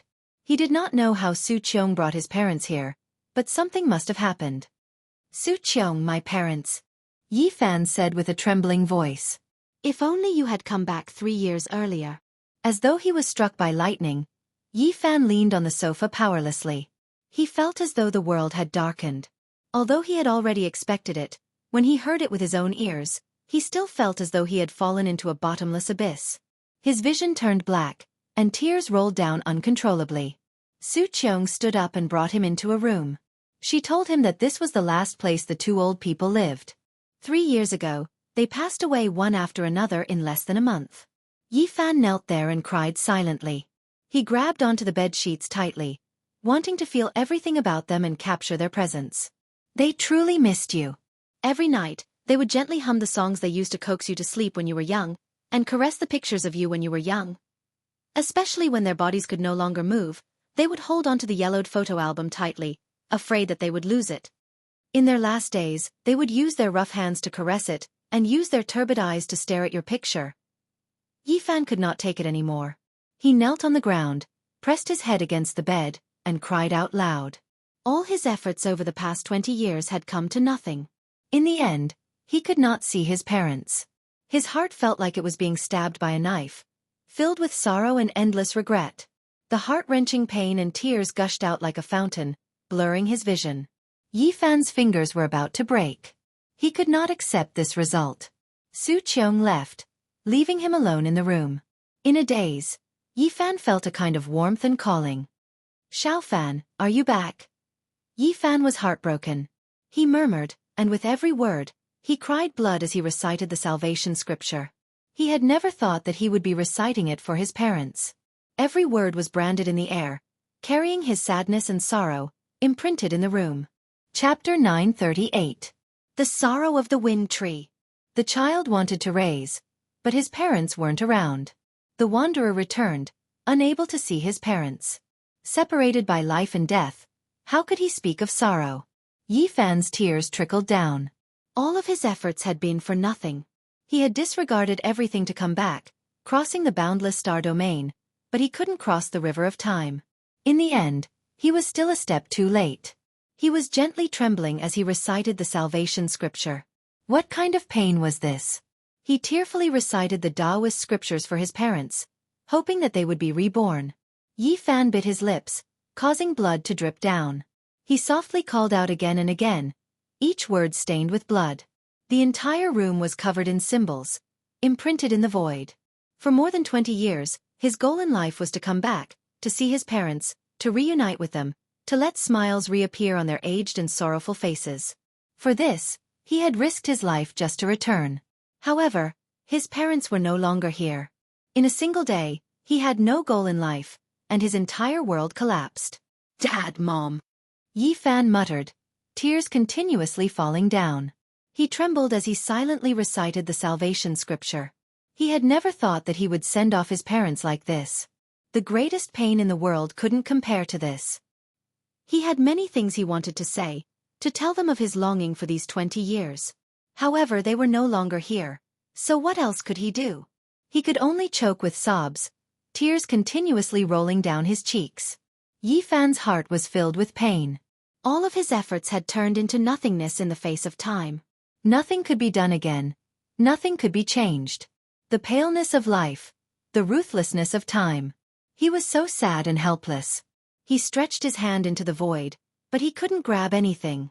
He felt how laughable he was, thinking that one day, as long as he was unrivaled in the present world, he could shatter everything and change everything. But now, the heavens directly smacked him in the head, making him feel so sad that he was powerless. He knelt on the ground, not wanting to get up. Dad, Mom, I'm back to see you guys. Yi Fan knelt there, crying out sorrowfully again and again. I really missed you guys, but the road was too long, so long that I risked my life to come back. In the end, it was too late. Why did it have to be like this? I would rather die. Yi Fan roared. It was too late to say anything now. He tugged at his hair and sensed the auras left behind by the two elders. Why couldn't he even see them? He was filled with unwillingness and regret. In the end, Yi Fan could only weep silently as he sat on the floor, leaning against the edge of the bed. He suddenly felt as if life had lost all meaning. What cultivation? What Tao cutting? What divine body? What invincibility? Everything was empty. What was the point of not being able to protect his parents? He felt that he was extremely laughable. All of his efforts had been for naught. He had cast aside everything, but in the end, it was still too late. It was an empty sorrow, and he couldn't do anything. He cried and laughed loudly while coughing. Strands of blood appeared at the corner of his mouth. He suddenly felt that he was nothing, that he was pathetic and laughable. I can't change anything. I haven't even seen my parents for the last time. I'm useless. Yi Fan cried for a while, then laughed for a while. He was completely disheartened and did not have a shred of nostalgia for this world. He felt that life was boring, and that the bitterness was greater than the joy. He cried and laughed as he fell powerlessly to the ground. There was no sound, only the silent flow of tears. He didn't want to move, and he wanted to sleep forever. His parents' aged faces appeared in front of his eyes. Yi Fan was muddle-headed and slowly lost consciousness. He was exhausted, and his body and mind were haggard. Finally, he fainted. Little Fan, you're back. A soft call rang out in his ear. Don't be sad, don't cry. We don't blame you. We just miss you. Seeing you safe and sound, we're more happy than anything else. The soft voice was filled with love. Your mother and I always believed that you were still alive, and that one day you would come back to see us. We waited for a long time, but we were really tired and couldn't hold on any longer. Now that we know you're safe and sound, everything is fine. The old voice was filled with relief and gratification, but it also made one's heart ache. Like a dream, Yi Fan was in a coma. Tears kept flowing from the corner of his eyes. It was as if he saw two balls of light. He tried his best to grab their hands, but he couldn't do it no matter what. We're leaving. You have to live well and take care of yourself. The voice became weak. The two balls of light slowly dissipated, and the old face became faint. Then, it turned into a rain of light and completely disappeared. Yi Fan screamed and struggled with all his might. He tried his best to chase after them and make them stay, but he couldn't grab anything. Bang! He woke up with a start. There was nothing in front of him. He had lost the warmth from before, and his parents' aura was gone. It was empty. You're awake. Su Qiong sat beside him and passed him a cup of water. My condolences. People have joys and sorrows, and the moon waxes and wanes. What did you see just now? Did you hear it? Yi Fan grabbed her hand and shook it forcefully. The water in the cup spilled onto the ground. Su Qiong frowned. Yi Fan was extremely strong. Even though she was carefully controlling it, she still felt pain. She said softly, You missed them too much and your mind is too tired. Don't think too much and have a good rest. You really didn't see or hear it. Yi Fan stood up and released his divine sense. He wanted to find that familiar aura that moved him and made him feel close to it. Everything just now was too real. It was as if he had experienced it himself. It was right in front of his eyes. He wasn't sure if it was a dream or reality. He opened the curtains. The night sky was dark. A meteor shower was fading away and disappearing into the horizon. Yi Fan suddenly trembled. It was like a rain of light that dissipated in a dream. His body couldn't help but tremble. Tears flowed down his cheeks as he stared at the pitch-black sky. Strange, there was no announcement of a meteor shower. On the other window, Su Yi held her chin and blinked her eyes curiously as she looked at the sky. Yi Fan opened the window and soared into the sky. He quickly chased after it and turned into a ray of golden light that disappeared into the distant sky. In the room, Su Qiong's mouth opened wide in shock. The teacup in her hand fell to the ground and released a crisp cracking sound. The water splashed all over the ground. She couldn't believe it. Even though she was mentally prepared, she still couldn't accept the truth. Yi Fan was like a golden pung that streaked across the sky. Was he still human? Seeing Yi Fan suddenly return, in her knowledge, she thought that it was related to an extraterrestrial civilization. The first thing she thought of was a UFO kidnapping. But now she was petrified. Was that the god and devil civilization? In the other room, Su Yi screamed and shouted for her mother. She shouted that a meteor had crashed into her house. The young girl was not afraid of anything. She quickly ran into the room and said, "Mother, did you see that just now? A meteor seemed to have streaked past our house. It's too magical." Su Qiong covered her chest with her hands and stopped trembling. She didn't want to lose her composure in front of her daughter. She tried her best to calm herself down. Everything that had happened was too shocking. Su Yi was about 16 or 17 years old. She was very lively and active. She ran to the window and looked out. She kept poking her head out to see where the meteor had landed. "Mom, why is your face a bit pale? Did you get a fright just now?" "Don't be afraid, with your precious daughter here. No matter what kind of demon or ghost comes, I will beat them away." Haha. She made a Tai Chi fist gesture in a lively manner. But when she saw that her mother's expression was still unnatural, she quickly retracted her playfulness and said, "Mother, what's wrong? I'll go get you a cup of water." Where's that uncle? Why is he gone? Where did he go?" Su Qiong calmed herself down and said, "He had something to do, so he left first." At the end of the horizon, Yifan stood alone in the night sky in a daze. He couldn't have caught up to anything. The meteor shower had long since disappeared. "Why? Was it you guys? Where did you go?" He felt that perhaps there really was a mysterious power in the world. Were his parents saying goodbye to him just now? But then he shook his head. He was a cultivator, especially when he had reached such a powerful realm. He was very sensitive to primordial spirits and knew their nature. What was gone was gone. It was impossible for it to appear again.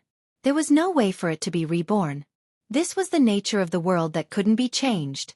Everyone would die one day. Even the ancient emperors were no exception. Maybe it's my own subconscious that's healing my heart.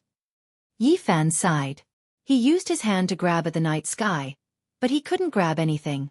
He didn't believe in fate or reincarnation. There was no such thing as reincarnation in the human world. But what he had just experienced was both real and illusory. He thought back to when he went to the Western Desert and the words of the old monk who transformed into the Tao. In the next life, if you believe in it, then it exists. If you don't believe in it, then it doesn't. The years are long and endless. In the end, two identical flowers will appear in the world. After thousands of years, one will wither and the other will bloom.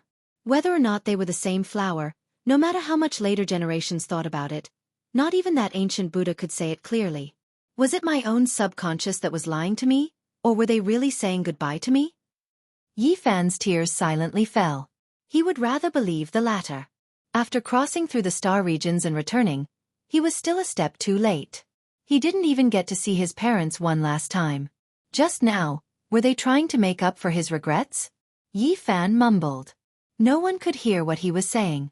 He continuously muttered to himself as he stood in the night sky, wanting to stay there forever. He didn't want to continue thinking rationally. That was because if he looked deeper into it, the ancient sages had long written about reincarnation. It was impossible for it to exist. Yifan strolled alone under the starry sky. He didn't think. His heart was empty. At dawn, he landed on the ground. After the sun rose high in the sky, he arrived at the West Mountain Villa district. Su Qiong welcomed him in. "Wow, little uncle. Why did you suddenly disappear yesterday? I don't remember seeing you go out." Su Yi was drowsy and liked to laze in bed. She hugged a big wombat and got up. "Be good. Go wash your face, brush your teeth and eat breakfast." Su Qiong pushed her. Although Su Yi was only 16 or 17 years old, she was as tall as her mother. She obediently nodded and said, "Oh, all right." This was the biggest blow that Yifan had ever suffered in his life.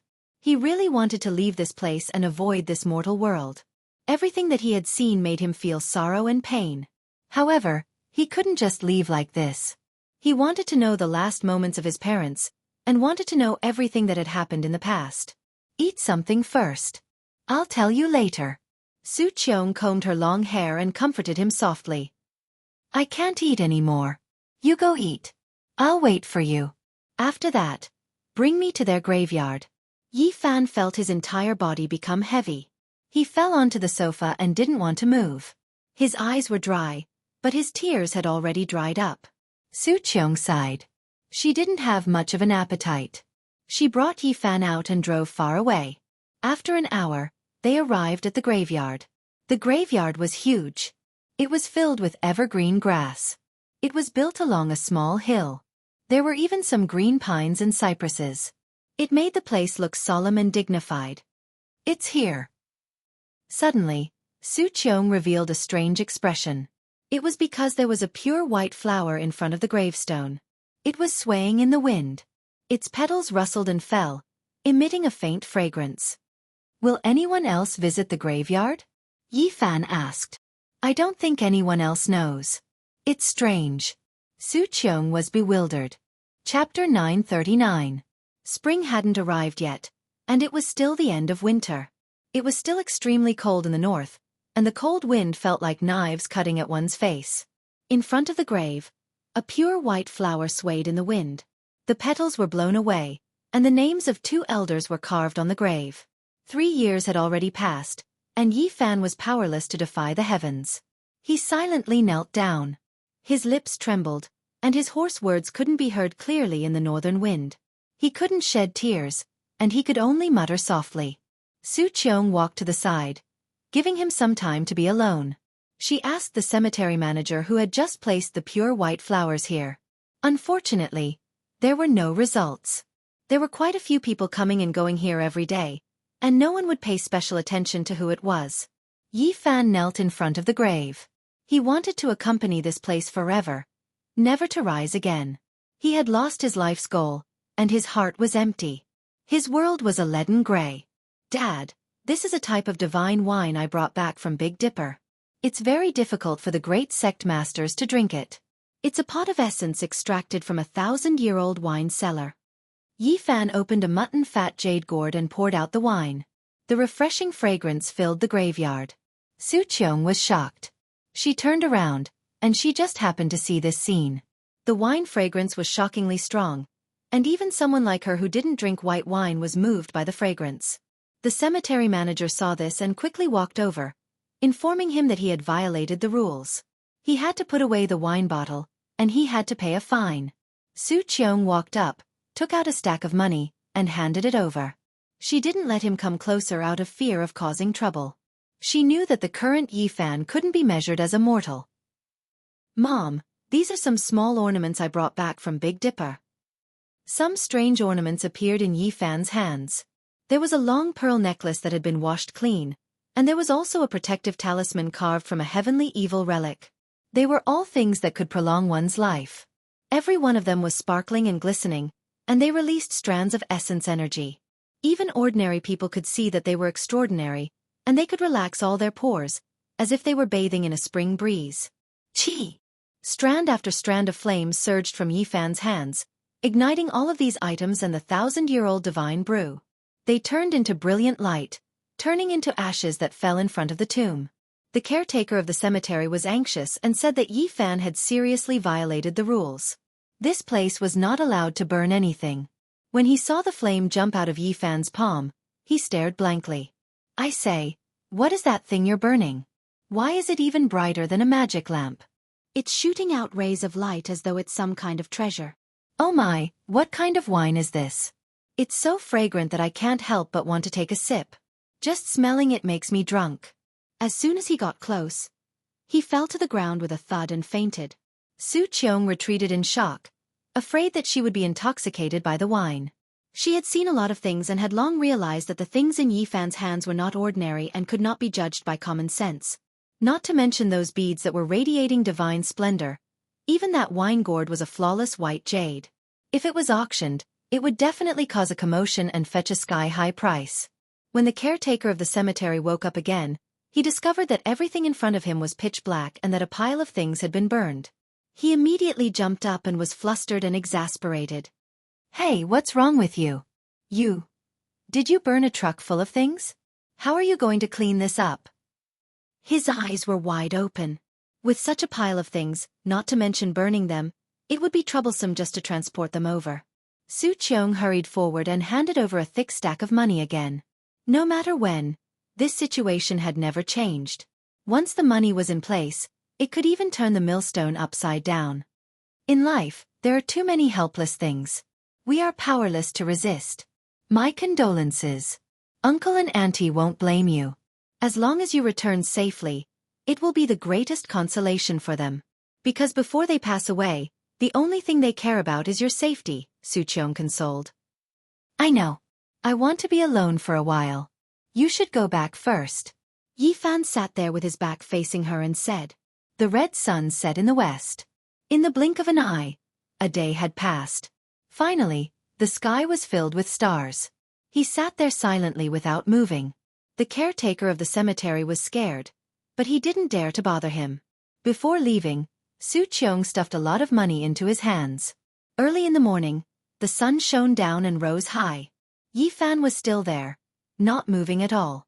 He sat there for a day and a night, silently recalling everything from when he was young to when he grew up. Every scene of his parents floated up in his mind, and it was difficult for him to walk out of his heart. The happy, the sad, the unforgettable, the unforgettable, the unforgettable, the past was like smoke, occupying his heart. He really wanted to sleep here. At noon, he sighed softly and stood up to leave. His back view was bleak as he walked out of the cemetery. Although he didn't return for a day and a night, Su Qiong wasn't worried. She saw with her own eyes that he could soar into the sky. She believed that no one in this world could hurt him. Perhaps only he could. Yi Fan returned. He sat on the sofa and quietly listened to Su Qiong's story. Every detail of the two old people's later years made his heart ache, but he didn't say anything from the beginning to the end. He just listened. Where there was light, there was darkness. Everyone would have happiness and sadness. There were happy memories, but there would also be unhappy memories. Su Qiong waited for him for 2 years, and then she got married. Just as she said, people had to live, right? And life was colorful. There would be wind and rain. 10 years ago, her life fell to the bottom. Her marriage that lasted for many years came to an end, and she lost everything. When Su Qiong went to the suburbs to relax, she unexpectedly met his parents. She couldn't believe that it was the two old people who took them away. Uncle and Auntie are good people. They donated the money you left behind to an orphanage, but their own lives are so difficult. They miss you and like children. I think that the bouquet of flowers was given by the orphanage. The doorbell rang. Su Yi skipped out and went to open the door. She shouted that her father was back. My husband is back. He doesn't have much money. I bought the villa with the money I earned recently, but he is an honest person. Su Yi isn't his biological daughter, but he treats her very well. When she said her daughter's name, Su Qiong's voice trembled. Yi and Yi sounded the same. Yi Fan's heart ached. The 9 dragons pulling the coffin had changed many things. After a marriage, Su Qiong's choice was very careful. This was a university professor who was engaged in archaeological research. He was a really good person. Xianxia didn't look like a tactful person. He was a little stiff. When he saw that there were guests, he smiled kindly and greeted them after Su Qiong introduced him. Father, why did you come back so late? You don't know, but I saw a shooting star almost crash into our house. Mother was scared to death. Su Yi chattered happily like a little magpie. I was delayed in Jiangling for many days. There was a large tomb there, and I don't know what happened. Those who entered all died, so the archaeology was stopped. Otherwise, I would have come back even later. It's true. It's too dangerous. Father, don't go. Su Yi was tall and slender. She poured a cup of tea for him and said fearfully. What's going on? It's so dangerous.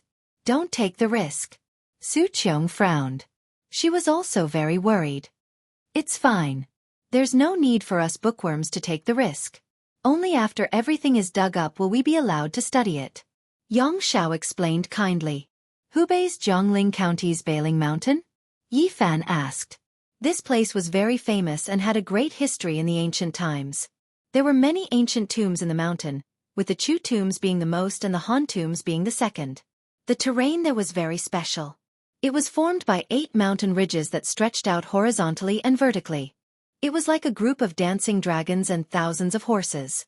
It was majestic, and in ancient times, it was called the Dragon Mountain. Xianxia nodded and said that it was that place. This time, there was a tomb from the Warring States period. It was so mysterious that all sorts of equipment were useless. Many people died there, and only half of the tombstone was dug up. There were birds, fish, insects, and beasts carved on it. Yi Fan quickly became silent. His heart was like dead ashes, and it was hard for these things to pique his interest. His heart was desolate and he didn't think about it anymore. Although the archaeology has temporarily stopped, it might continue after a period of time. Xianxia said, "Father, don't go, it's too dangerous." Su Yi hugged his arm. "Even if you don't think for yourself, you have to think for little Yi. Don't run around and stay in your department." Su Qiong said, "Okay, I won't go next time. I'll stay in B City." Xianxia smiled sincerely. It could be seen that this family was very harmonious, and Su Qiong had found a good home. Yi Fan finished asking about his parents and memorized every little detail before preparing to leave. "Where are you going?" "Stay at home." Su Qiong looked at him in a daze and tried to persuade him to stay. "No, I want to travel around. I'll treat your family to a meal some other day." Before Yi Fan left, he took out some small ornaments and gave them to her. Each of them was sparkling and translucent. "Wow, so beautiful. What is this made of?" "It looks like a crystal, but it's not. How can it be more beautiful than a diamond?" Su Yi was very lively. She took it on behalf of her mother and looked at it under the sunlight. Yang Zhao's face was full of shock. He stood up and moved closer. He adjusted his spectacles and said, "These have at least 2,000 years of history." Yi Fan thought about it and took out some other small items. He gave a wooden bead bracelet and a protective talisman to Yang Zhao, telling him to bring them with him when he went out for archaeology. Just like the other sparkling ornaments, they were all rare treasures even in Big Dipper. They could extend a mortal's lifespan and had formations inside to protect the wearer. Su Yi hugged one of Yi Fan's arms and called him "Little Uncle is the best." Yang Zhao said that they were too precious and could not afford to keep them. They might be national treasures. Only Su Qiong knew the true value of these things. After seeing how Yi Fan could rush into the starry sky, she understood that these were not ordinary items. They might be the so-called celestial items in the eyes of mortals. Yi Fan thought about it and took out 2 jade bottles and placed them in her hands.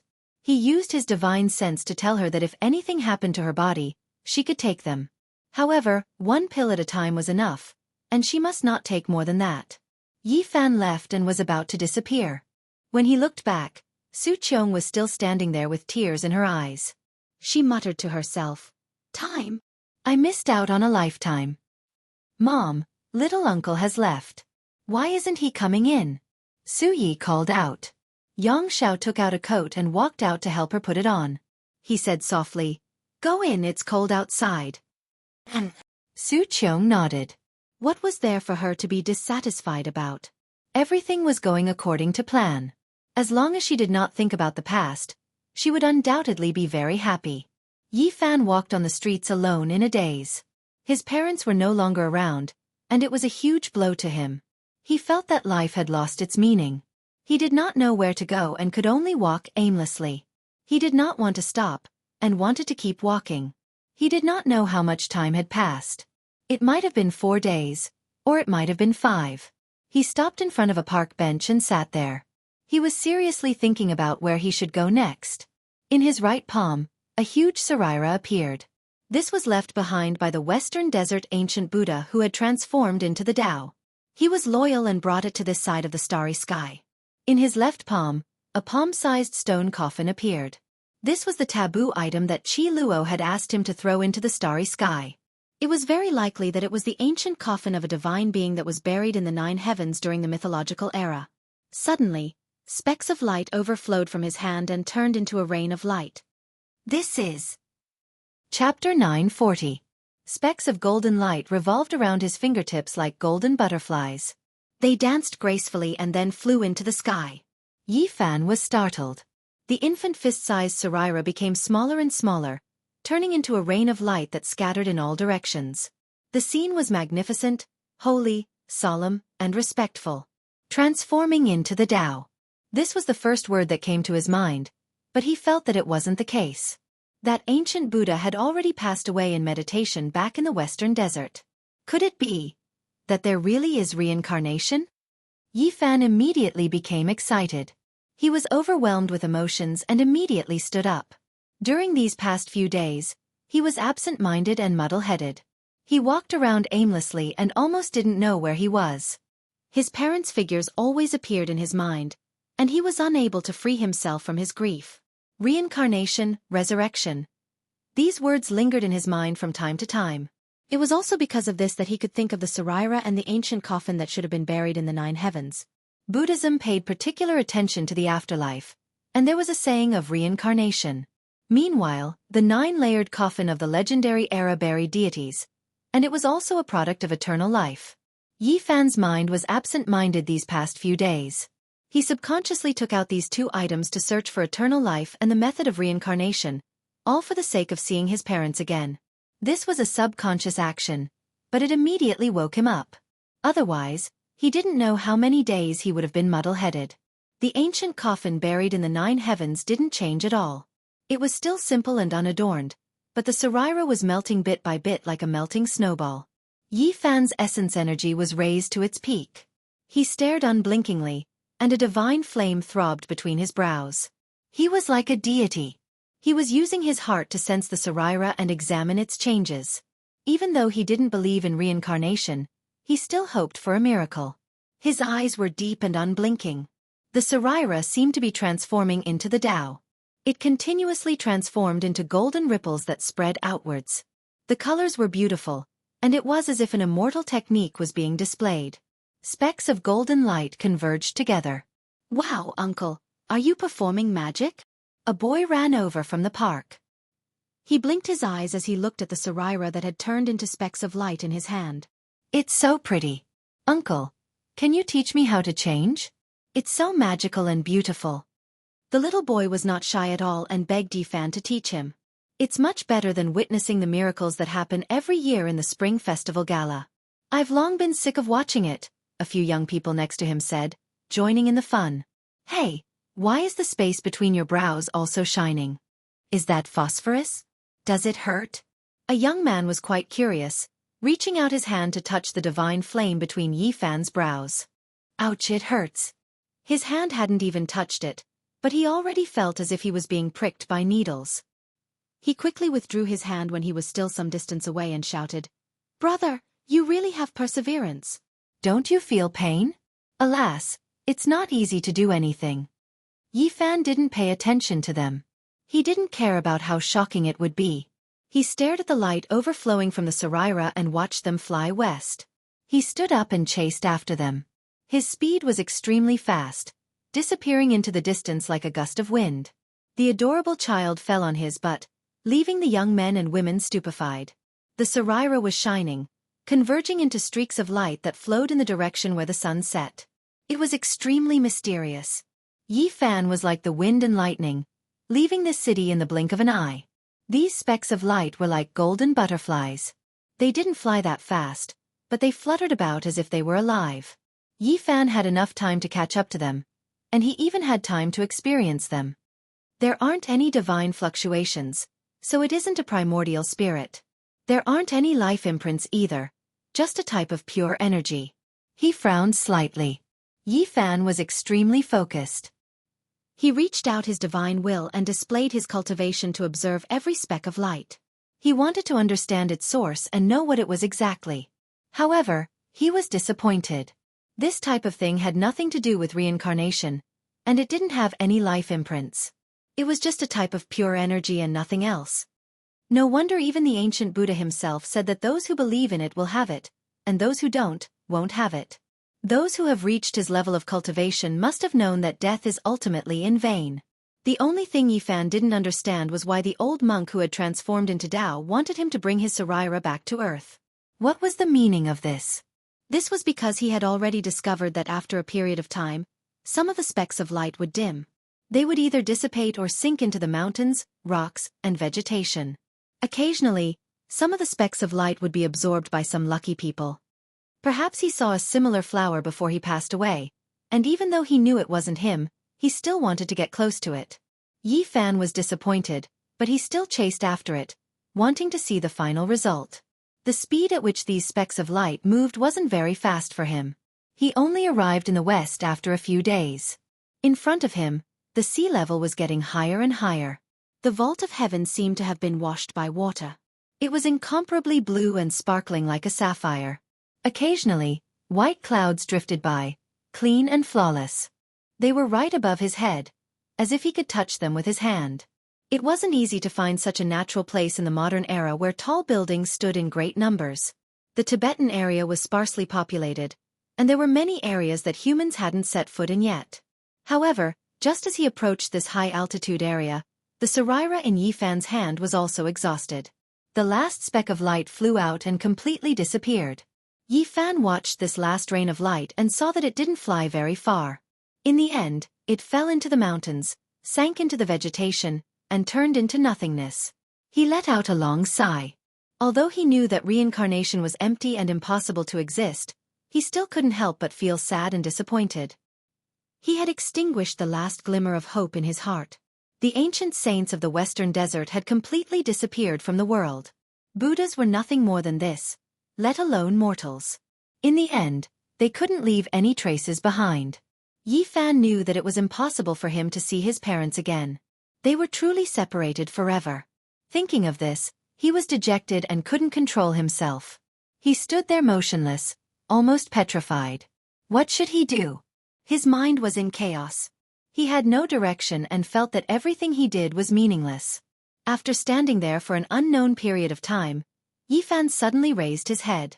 He felt a faint fluctuation coming from the depths of the Tibetan area. There was a mysterious aura flowing. This is... His eyes flashed as he looked at the land in front of him. This feeling was hard to forget. He had experienced it before in the Western Desert. This mysterious fluctuation was almost the same as the fluctuation of Mount Meru. Yifan turned into a beam of light and rushed forward. He entered the depths of the plateau's uninhabited area. At this moment, he felt a boundless fluctuation as if a vast body of water had burst its banks and rushed in all directions. Yifan was shocked. This uninhabited area was too mysterious. Compared to what he had experienced in the Western Desert, the fluctuation wasn't much weaker. He almost thought that he was looking at Mount Meru from afar again. However, it left as quickly as it came. The mysterious fluctuation was like a flood that was cut off by a sluice gate. In the blink of an eye, it stopped and disappeared completely. He couldn't sense it anymore. Where did it originate from? Yifan's powerful divine sense swept through the mountains and rivers, but he couldn't sense anything. This was a very strange experience. The Tibetan area had always been mysterious. There were always some things that couldn't be explained clearly. Yifan chased all the way here but didn't see anything. He was bewildered. There are indeed many unsolved mysteries in the Tibetan area. The birthplace of Gautama Buddha no longer worships Buddha. This place has become a pure land. Could it be that something is hidden here? Yifan stood on a majestic mountain and looked down at the vast and mysterious ancient land. Not only did Buddhism take root here, but even the most mysterious ancient Kunlun of China was also here. He moved forward and passed by many places. He passed through a large uninhabited area and finally arrived at a barrier between Tibet and the Darim Basin, a section of the Kunlun mountain range. Kunlun was the mountain of 10,000 ancestors. It was the #1 sacred mountain in China. The Queen Mother of the West and the ancient immortals all came from here. In ancient China, it had the most revered and incomparable status. However, after Yifan walked around for a while, he found that it was ordinary and there was nothing special. He didn't go deep into Xinjiang, nor did he go to the section of Qinghai. He returned to the Tibetan area. This was because he didn't come to search for the secret of Kunlun. He only came to pursue Buddha. He didn't have any other thoughts.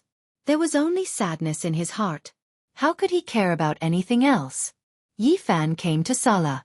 Even though he didn't believe in the afterlife, he still wanted to give it a try. The vast fluctuation not long ago made it hard for him to let go. He entered the Potala Palace. It was built against the mountain and had an imposing manner. Since ancient times, it had been the holy land of Buddhism in Tibet.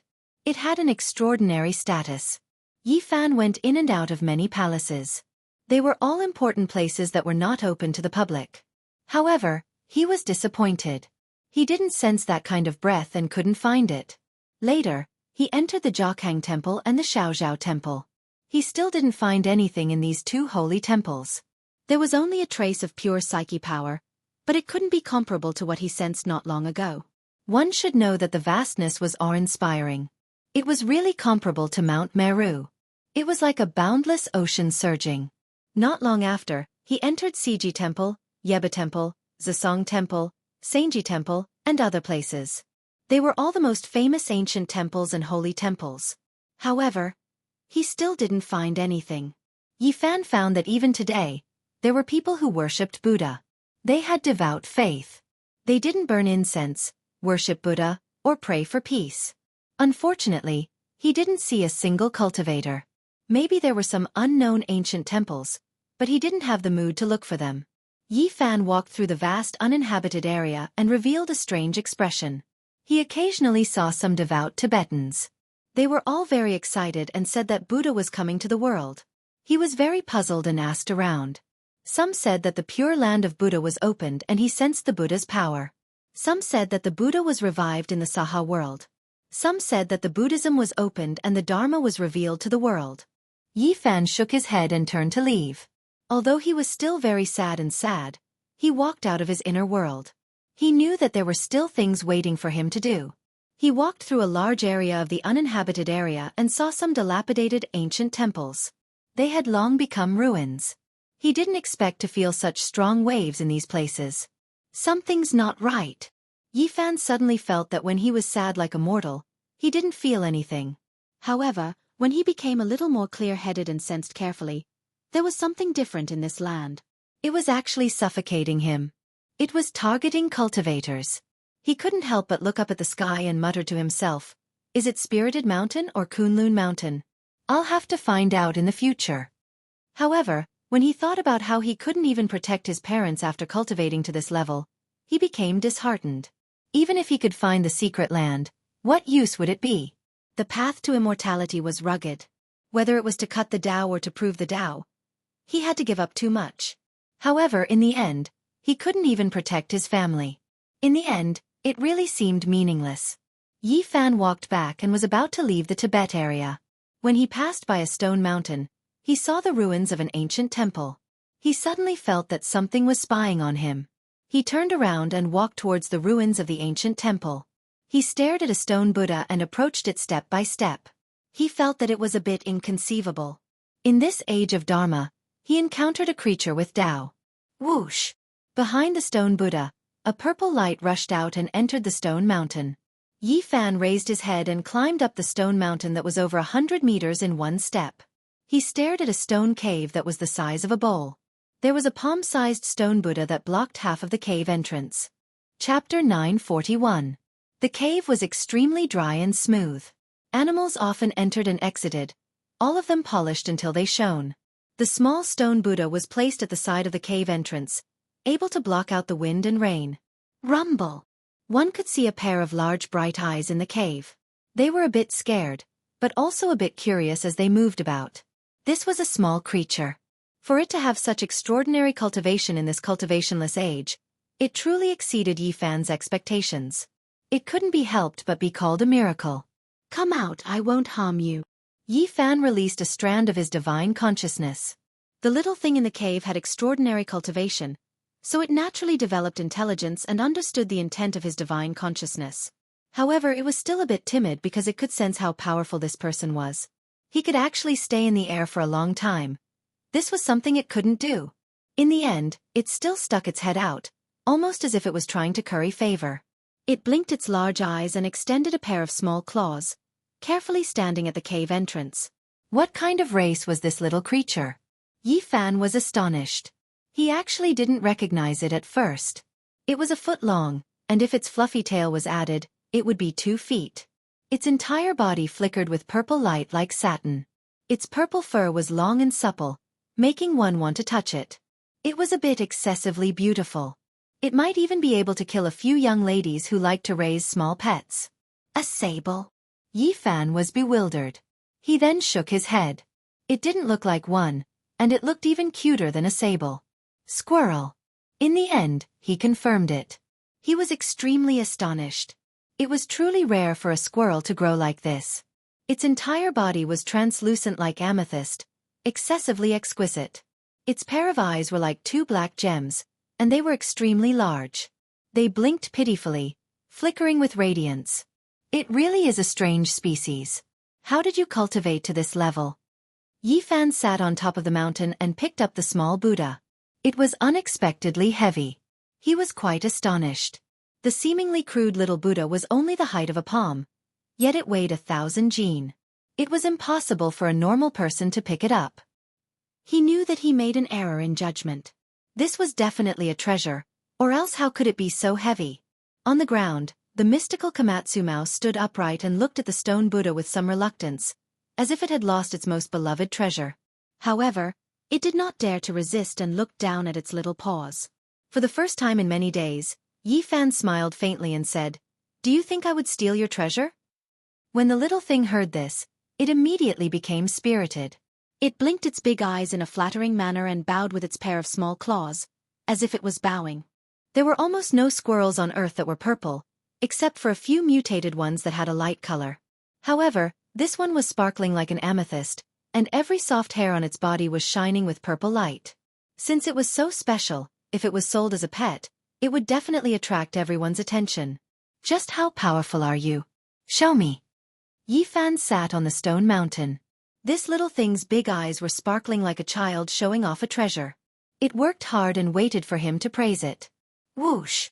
It turned into a beam of purple light and rushed into the sky, about 100 meters away. Then, it wobbled and took a dozen steps in the air before it could not hold on any longer and quickly fell down. The first secret plane of the human body was the Sea of Reincarnation. There were 4 small planes, namely the Bitter Sea, Life River, Divine Bridge, and Paramitha. As long as one reached the Life River stage, they would be able to fly. In comparison, although the demon clan was different, there was not much difference in comparison. This little thing wobbled around. It was obvious that it had just entered Taoism. Compared to the saints of the demon race, it was like heaven and earth. However, to be able to do this on earth was already not bad. The great path could not be sensed. To be able to cultivate to this level, it could be said to be a shocking anomaly. Moreover, Yifan looked at it seriously. This little thing was far more mystical than he had imagined. It was far beyond the Life River stage and had already broken through the Sea of Reincarnation to enter the second secret plane of the palace. Of course, this was according to the human classification system. Earth is really scary. Even the cultivators of the palace are suppressed to the point that they cannot fly for long distances.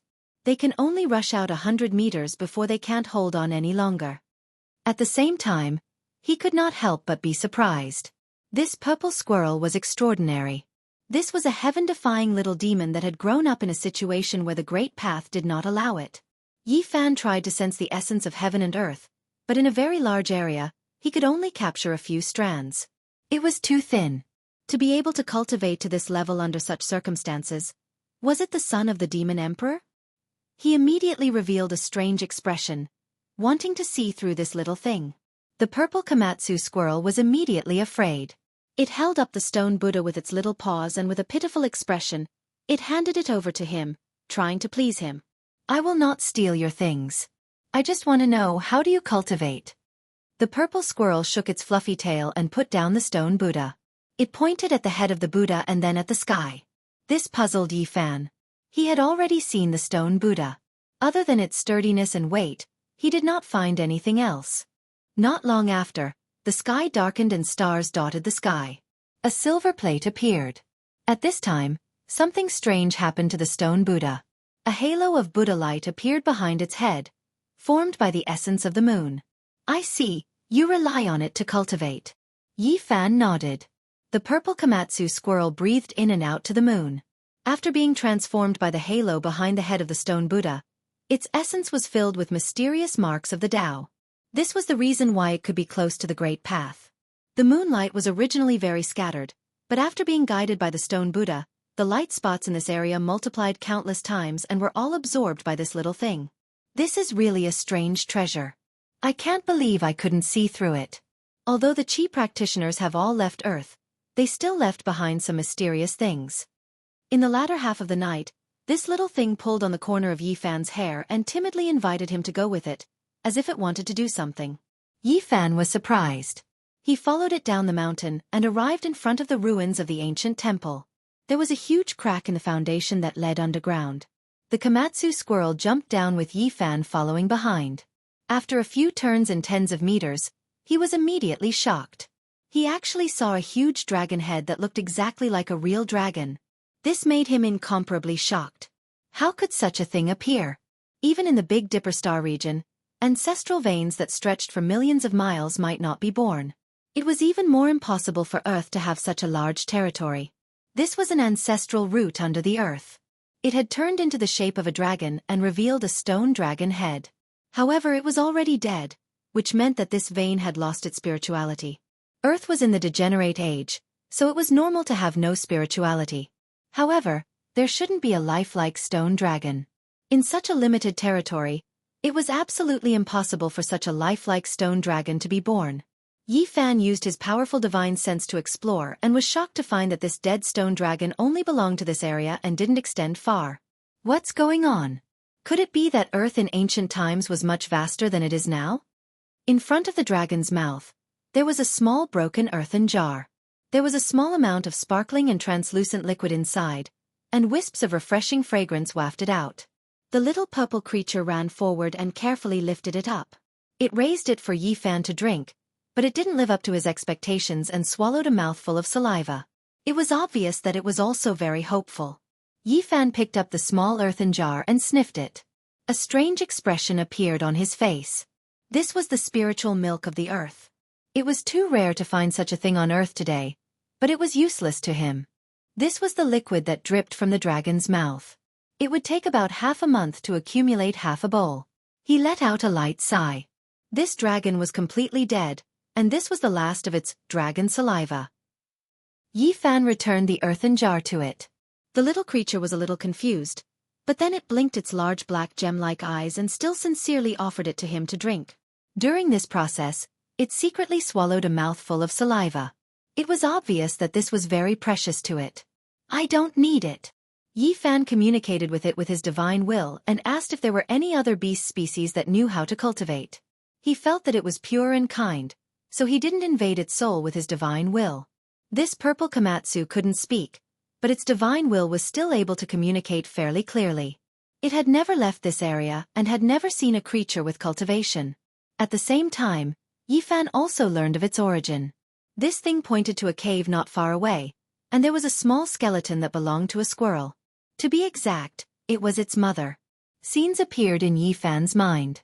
A vicious bird swooped down, and a squirrel protected its cub and fled with all its might. In the end, it still suffered heavy injuries and could only pick up one cub with its mouth and escape into a crack in the ground, arriving here. Not long after, the injured squirrel died, and the cub crawled about wildly. It grew up licking the dripping spiritual milk under the dragon's head. Yi Fan sighed softly. This little thing wasn't human, but just a small creature. However, it still made him sigh because he had just been separated from his parents forever. However, the purple little thing pointed to the cave where its mother's remains were buried. It was carefree and didn't know what sorrow was, and it had an innocent look on its face. Yi Fan took out a piece of divine source, and suddenly, essence energy overflowed in all directions, illuminating the entire cave. The purple squirrel was almost scared stiff. It put down the small earthen jar and timidly took a few steps back. Don't be afraid, this is for you. Yi Fan handed it over. In this era where the spiritual energy of heaven and earth was scarce, a piece of divine source was priceless to low-level cultivators. The little thing slowly came back to its senses and recognized that it was a rare treasure. It immediately hugged it in its arms and was extremely happy. It heartlessly rolled around under the dragon's head. Are you willing to leave this place with me? Yi Fan saw such a cultivated little thing, and after spending some time with it, he temporarily forgot his sorrow and wanted to take it with him. This purple crystal-like squirrel was startled. It had never thought of leaving and was full of attachment to this place. After arriving at the stone mountain, it looked at the bright moon and the dilapidated ancient temple, and it didn't know what to do. Forget it, Yi Fan said, rising to his feet and turning to leave. People need to live freely. You're the same. Just stay here and cultivate. Whoosh. As if a ray of wisdom had crossed its mind, the purple little thing caught up to him and grabbed his trousers. It raised its head pitifully, and although it was reluctant, it still decided to leave. Yi Fan helped it put away the small stone Buddha. Stepping on the moonlight, he flew across the sky like an immortal and left Tibet. From now on, you will be my second disciple. The purple little thing was puzzled, but it was still very happy and laughed without a care in the world. In a trance, Yi Fan saw a ray of divinity in the purple radiance that was overflowing from its body. He couldn't help but say to himself, "Demon Emperor." After saying this, he was shocked to find that the stone Buddha in his hand had also trembled. In that instant, the divine halo behind the stone Buddha's head seemed to have turned into a stone mirror. After looking carefully, there was nothing. The purple Komatsu squirrel was still so cute, and the stone Buddha was also so simple. Yi Fan, however, was silent for a moment. On the way back, Yi Fan tried 100 times and finally, he probed the inside of the stone Buddha with his divine sense. There was nothing else but a few golden ancient characters. They were ancient Sanskrit, and they looked like a few Buddhas sitting cross-legged. He didn't know what they meant and was ready to investigate to find out what they were. Yi Fan returned to Be City again. Although he was still sad, he felt better after going to Tibet. He forced himself to bury his sadness because he still had some things to do. Back then, before he set foot on the journey back, he discussed with Pang Bo that he would visit the homes of all his classmates who were lost in the Beidou Star region and take care of them on their behalf. Pang Bo, I naturally believe in you. I have always treated you as a good brother who has gone through thick and thin with me. Before ascending the 5-colored altar, Pang Bo suddenly left. Then, Li Xiaoman said that he was a great evil, but Yi Fan didn't believe it. Even if there was something strange about Pang Bo, the friendship that had gone through thick and thin with him could not be fake. After returning to Be City, Yi Fan first treated Su Qiong's family to a meal. In this world, he didn't want to reveal too much of his supernatural power, lest it was too shocking. Moreover, he always felt that the earth was too mysterious, and he was afraid that someone was looking down on everything in the world. He asked Su Qiong to help him quickly find out where the families of some of his classmates were. In the process, he also handed the ancient Sanskrit characters on the stone Buddha to Xianxia and asked him to find someone to decipher it.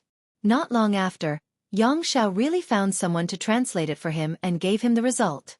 This surprised Yi Fan. Chapter 942. This is not Sanskrit in the general sense. It is extremely old. It should be the ancient rune of the origin of this kind of writing. It can't be verified, but it is the prototype of Sanskrit. Therefore, it is difficult to translate accurately. Xianxia asked a friend to ask an authoritative Sanskrit textual scholar in India to decipher it, and then he could barely translate it. This is the prototype of Sanskrit, but it also gives birth to several meanings because it is too different from the Sanskrit of later generations. A few words contain many meanings, which makes people have a headache. Consummation of enlightenment and movement was one of the translations. The gate of wisdom is the second possible meaning. The sacred object that opens the way of heaven and earth is the third translation, which is the most peculiar and puzzling. Yi Fan was in a daze. He couldn't help but be shocked. This unremarkable little stone Buddha seemed to have a great background, and it was beyond his imagination. The first meaning, perfect enlightenment, obviously refers to Buddha. Self-awareness, other awareness, and enlightenment are 3 realms. Mortals have no 3 realms. Bodhisattva reaches the 2nd realm, self-awakening and enlightening all living beings. Only when Buddha reaches perfection, he can cut off all worldly thoughts and ignorance. The second meaning, gate of wisdom, this is a general statement, and there is a line of translation annotation, but it is really to open a door. It is suspected to lead to Spirited Mountain. This annotation is more surprising than the original translation. Yi Fan is moved. He just came back from Tibet, and for a moment, he felt a vast wave, no weaker than Mount Meru. From the whirling world to Spirited Mountain, this is a kind of annotation that makes people shudder. It is very mysterious. Can this little stone Buddha really lead to a secret place? It is thought-provoking. The third meaning, the sacred object that opens the way of heaven and earth. This is a very mysterious statement, just a vague translation, and even the translator himself is not sure, so there is not much elaboration. Yi Fan is surprised. He did not expect this little stone Buddha to be so mysterious. Why was it left in an uninhabited area, like an abandoned thing? Xianxia looked strange. Ordinary Sanskrit is fine, but this kind of ancient rune is rarely seen in India. Only 1 or 2 national treasures are engraved with it. He asks him how he got it, and reminds him kindly and carefully that the country is very strict with the supervision of cultural relics. Yi Fan was helpless. Since he gave out a few small gifts, Xianxia judged that it had a history of more than 2,000 years. He probably regarded him as a reseller of cultural relics. Su Qiong gave Yi Fan a phone and helped him save her number. After so many years, Yi Fan was in a daze when he held this communication tool again. He was not used to it. Living in the mortal world was naturally inseparable from money. No matter what one did, money was needed. The things he had on him were too shocking, and any one of them could cause a lot of trouble. Left with no choice, he took out a white jade bottle, wiped away the Tao marks and divinity on it, crushed it into dozens of pieces, and handed them to Su Qiong, asking her to use her connections to help auction them. Although Su Qiong was already mentally prepared, she was still shocked to see such a flawless psychic jade destroyed just like that. When she entrusted it to be auctioned off, during the appraisal process, the old master beat his chest and stamped his feet. He was incomparably pained, and said that this was a sin. Such a precious treasure was actually broken, and this was an immeasurable loss for the jade shop. This was a crime. Su Qiong was numb. She had seen Yi Fan burn a pile of treasures even more mysterious than this in the cemetery. It was almost like a dream. And the few ornaments she wore on her body were even more bizarre. Her flesh, blood, organs, and bones seemed to be undergoing a baptism every day. Yi Fan put away his sorrow and went to do some things that he should do. He visited the families of his former classmates, and if they needed help, he would definitely lend a hand. Half of his classmates had been buried on Mars star more than 20 years ago, and the rest were lost in the Big Dipper star region. After so many years, he was the only one who came back alive. Parents in the world were pitiful. It was a great sorrow when the old sent the young off. Even after so many years, some families still could not walk out of the shadow. In that era, most families only had one child, and losing a child was equivalent to losing everything. Yi Fan sighed softly. The tragedy was not only in his family, but in the 11 families he found. Several elderly people had already passed away. More than 20 years had passed, and most of these elderly people were in their 70s or 80s. In this era, medical science had made considerable progress, so this could not be considered a long life. There was no other reason for this. Back in Big Dipper, Yi Fan and Lu Yunji were mortal enemies, but this matter concerned his family. After returning, he also went to visit Lu Yunji, Wang Yan, and Li Chongqing's families. If they needed care, he would not stand by and watch. Most of the families had decent living conditions, and only a few had some difficulties. What really troubled them was the scar in their hearts, especially in their later years. But Yi Fan could not help them. He had no way to resurrect those people, and he had no way to bring back the few who were still alive. All he could do was secretly put spirit medicine in their food and drink to strengthen their muscles and bones, cleanse their flesh, and extend their lifespan. Then, he would think of a way to change their living conditions. However, he did not know if this was the right thing to do. Even if their lifespans had increased, there was no joy in their hearts. Was this good or bad? There are still a few people who can come back. Yi Fan muttered to himself, and then he sighed softly. The 5-colored altar was in the depths of the Yuhua God dynasty's ancestral temple. Countless cultivators rushed in to fight for the green cauldron, immortal scriptures, and so on. It could be said to be extremely dangerous. At that time, even he was not sure that he could return. All he did was try his best. At that time, he and Pang Bo did not bring Zhang Wenchang and Lu Yi with them. They wanted to make sure that there was no danger before making a decision, so that the two of them would not take the risk with them. In fact, they found the coordinates of Earth in the ancestral temple and immediately handed them to the Black Emperor and the others. When the time came, they could hand them over to Lu Yi and Zhang Wenchang and cross back to Earth. Many years later, there will still be people who will return. However, Yi Fan did not know that after he left, Desolate appeared. The only divine array that led to the altar was destroyed by him. Without that teleportation array, it was almost impossible to rely on one's own strength to enter the ancient desolate forbidden land and ascend the 5-colored altar. Crossing the sky had become a legend. To Yi Fan, why Pang Bo suddenly left was still a mystery. He still did not understand, but he believed that there must be an irreversible reason. The families of more than half of his classmates were found. He did everything he could, even at the expense of shocking the world, to cure those who were in critical condition and reverse the situation and revive them. When Yi Fan went to look for Zhang Wenchang's family, he had mixed feelings. He still remembered the sorrow of Zhang Wenchang on the other side of the starry sky. He was in his 20s, but he looked like an old man in his 60s or 70s. His aptitude was not good, and he was often bullied by his fellow disciples. He was called a half-crippled old man. In the end, he was even forced to open a small tavern to make a living. He was quiet all day long, as if he had no soul. Even when he was bullied by others, he silently endured it. Back then, Yi Fan killed 10 people in a fit of anger, and finally sent him to the Taishan Clumsy Peak, which finally changed his fate. However, he knew that Zhang Wenchang could not be happy. He was depressed, and he missed his parents all the time. He still remembered one time when he was drunk and cried bitterly on the table. When I left, my wife was already pregnant, and our child was about to be born. When she needed me most, I disappeared and came here. Those sad words were still ringing in his ears. Yi Fan shook his head hard. More than 20 years had passed, and Yi Fan saw Zhang Wenchang's son. The two looked very similar, which made Yi Fan lose his mind. If only Zhang Wenchang was here. The child that he thought about day and night had already been born. Because of the nature of father and son, this young man did not like to talk much, but he had a sharp mind. When he saw Yi Fan, he immediately called out his name. I have seen you. There is a photo of you in the relics left by my father. You. Is my father still alive?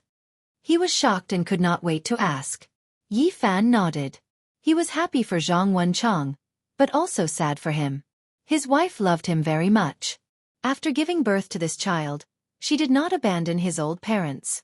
My stepfather was an orphan. My mother married him so that she could treat me better and take care of my grandparents. Hearing this, Yi Fan had mixed feelings. He was happy for Zhang Wenchang, but also sad for him.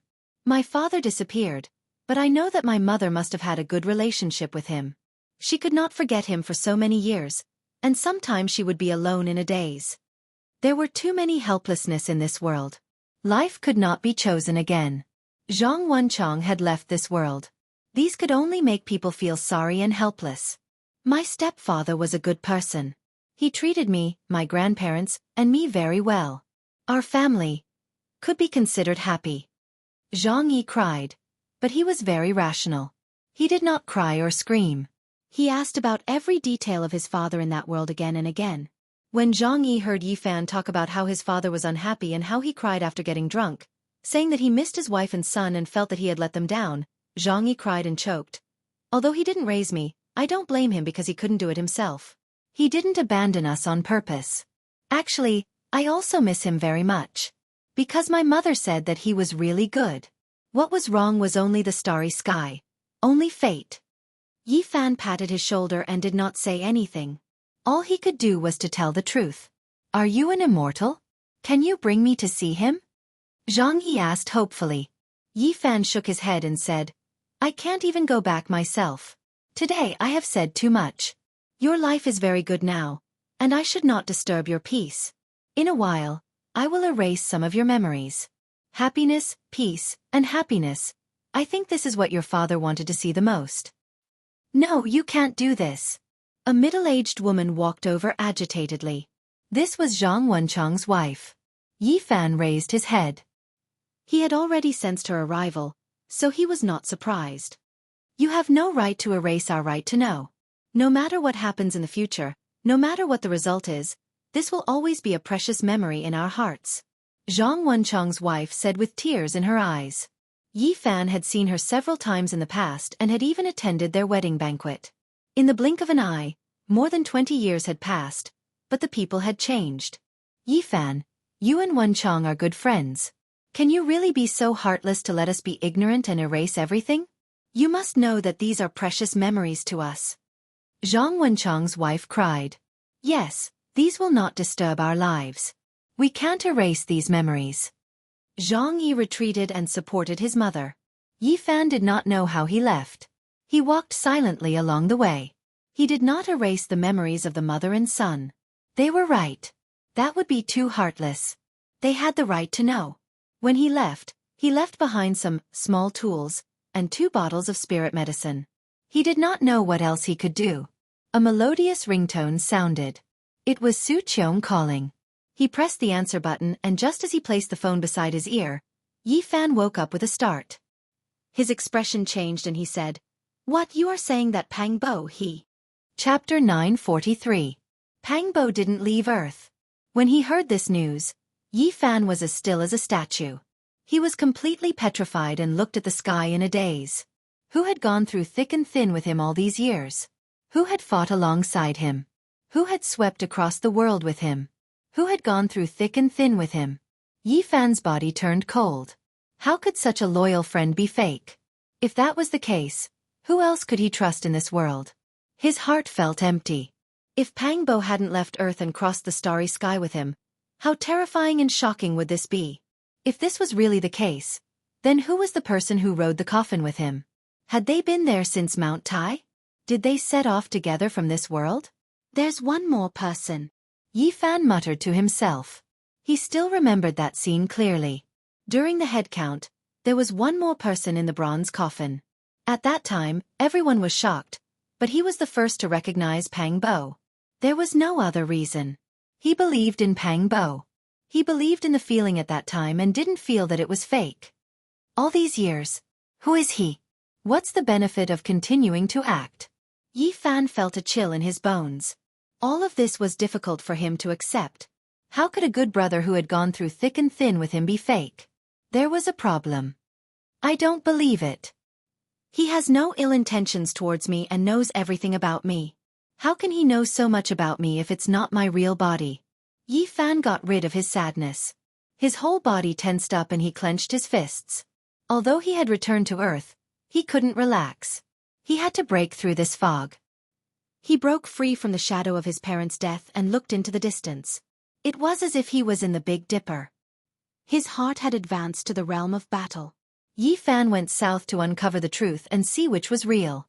From the bottom of his heart, he didn't want to believe that there was still a Pang Bo on Earth. Otherwise, there would be no one in this world he could trust. The address of Pang Bo's home had long changed. Otherwise, he wouldn't need Su Qiong's help to find it. He would have gone there himself. Many things had changed in the past 20 years. They had moved away from their original city. Yi Fan arrived at N City and found his destination according to the information he had obtained not long ago. He stood on the rooftop of a building and silently sensed. Sending his powerful spiritual sense into the building, he was shocked to see Pang Bo's parents. His father was tall and sturdy. Although he was almost 80 years old and looked old, one could see how powerful he had been when he was young. Pang Bo had inherited his father's physique, which was 2 heads taller than ordinary people. His mother's hair was white, and her body was not very good. She seemed to be lacking in blood energy, and there was a gloomy expression on her face. However, Pang Bo was nowhere to be seen. There were only 2 old people in the not-so-small room. However, it was obvious that there was a couple living there, as well as a young man. That's Pang Bo's elder brother and sister-in-law. They're 2 or 3 years older than him. The other one should be his nephew. They're not at home right now. Why doesn't he have his own room? Yi Fan looked puzzled. He inwardly apologized and then turned into a beam of light and entered the living room. He concealed his figure and searched carefully, but he couldn't find any traces of Pang Bo's life. Suddenly, his expression shook as he saw a photo frame. It was a black and white photo of Pang Bo that was specially used for the dead. Yi Fan felt as if he had been struck by lightning. How was this possible? Pang Bo hadn't left Earth, but he was already dead. This was his best friend. No matter where he was, he didn't want anything to happen to him. All of a sudden, he was stunned on the spot and couldn't accept this fact. His body was trembling. His parents had passed away, and even his best friend had passed away? Little Bo's death anniversary is coming soon. How fast? 10 years have passed in the blink of an eye. Pang Bo's father sighed. Yi Fan was dumbfounded. Pang Bo had been dead for 10 years. How did he die? He couldn't believe it. One had to know that the 2 of them had the best physiques when they were in school. How could they die so young? 20 years ago, Little Bo didn't go to Mount Chang and escaped this calamity. But who would have thought that the heavens had made up their minds and couldn't avoid it? Sigh. His mother wiped away her tears and walked over to wipe the frame of her glasses. The 10 years of death anniversary was coming soon. This brat. Pang Bo's father said softly. Then, he didn't say anything else and sat there smoking in silence. Sorry for the offense, Yifan said softly. He extended his divine sense into the two old men's sea of consciousness to investigate everything. After a quarter of an hour, he left and stood on the rooftop of the building absent-mindedly. He couldn't believe everything. Pang Bo's death was very strange. He was actually killed by lightning in the wilderness. No wonder his mother was lamenting. Even if he had escaped the calamity of Mount Chung, the heavens wouldn't let him go. Yifan was completely dumbfounded. Everything had exceeded his expectations. He muttered to himself, Heavens, what's wrong with you? Even if Pang Bo's real body is on Earth and he didn't ride the coffin, you can't be so cruel. He didn't know how he left this place. Before he knew it, he had arrived at the cemetery area of N City. Looking at the rows of tombstones, he felt that his feet were very heavy. Now, he was really afraid to enter such a place. The most painful thing in this world was to be separated by life and death. It had only been a few days, and he had encountered it again. In a place with verdant pines and cypresses, Yifan found Pang Bo's tombstone. He stood there silently for a long time before putting down the large bouquet of white flowers in his hand. I really can't believe you left. Yifan sat on the ground, took out a bottle of wine, and poured it all on the ground. Then, he lit a few cigarettes and took a puff before putting them in front of the tombstone. How could this be? Everything is like a dream.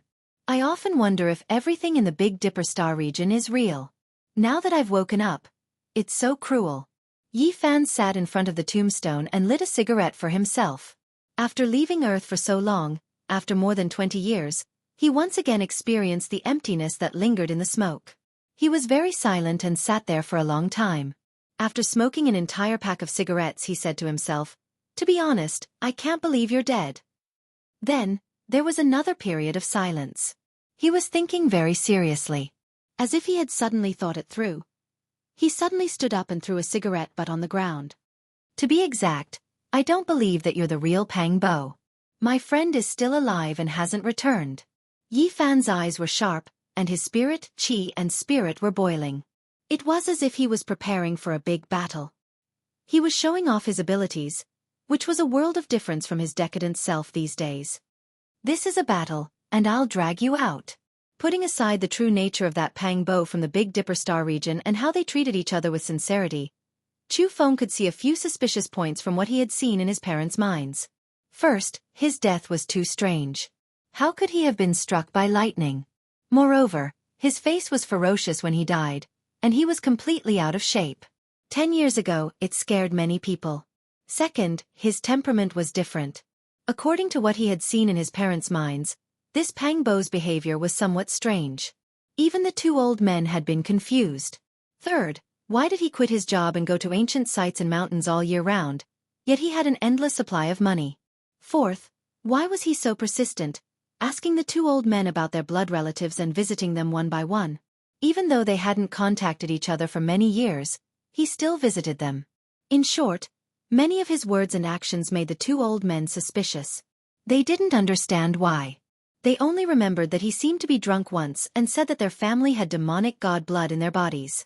Of course, that time, the old man slapped him and woke him up, scolding him for spouting nonsense.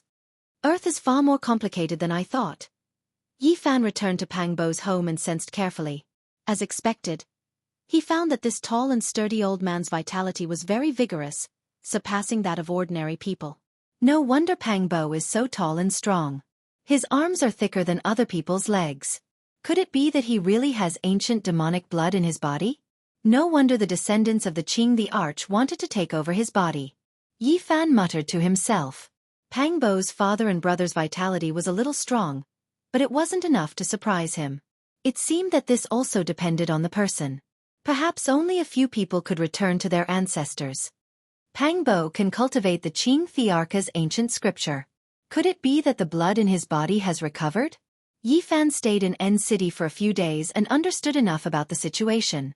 He helped Pang Bo's parents improve their physique and washed their flesh and bones with spirit medicine many times. But he didn't show himself. This time, He didn't collect enough evidence and couldn't be 100% sure that the person who died was a fake Pang Bo.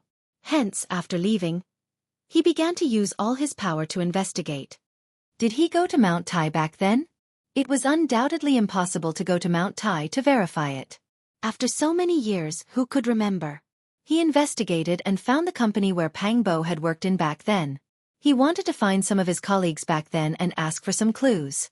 Unfortunately, the relevant people had already left.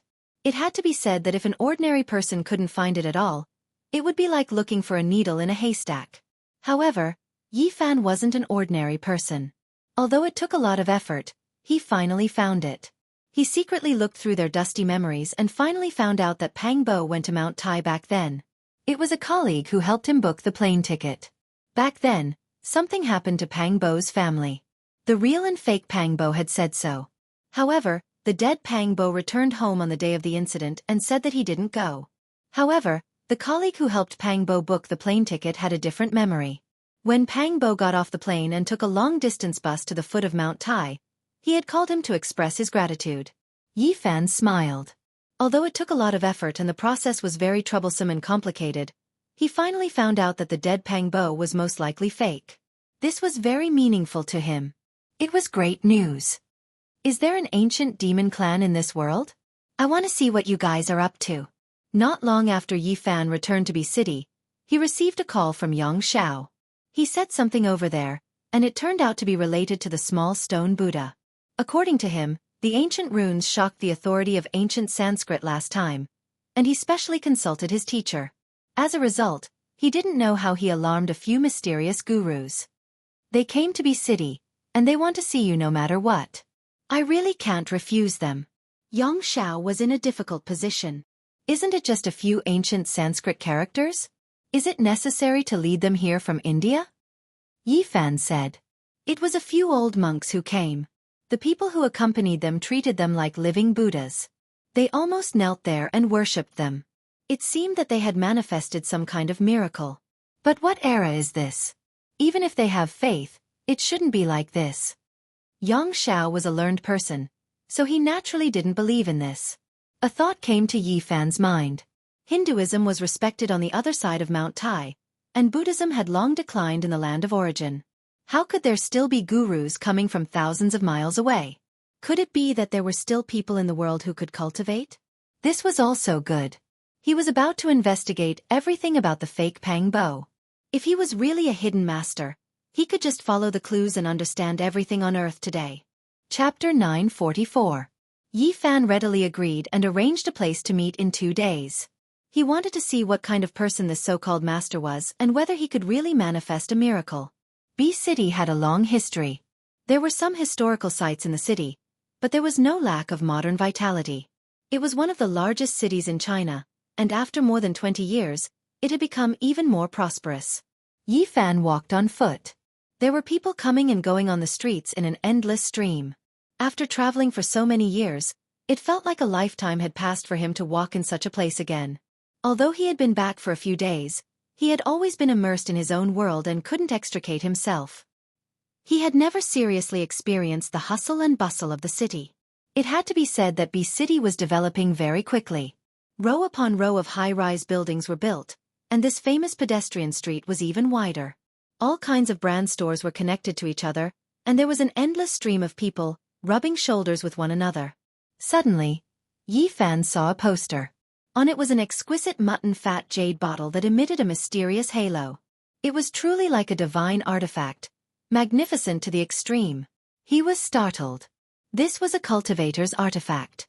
After a closer look, he couldn't help but be dumbfounded. Wasn't this the artifact he had crushed into a dozen pieces and entrusted to auction?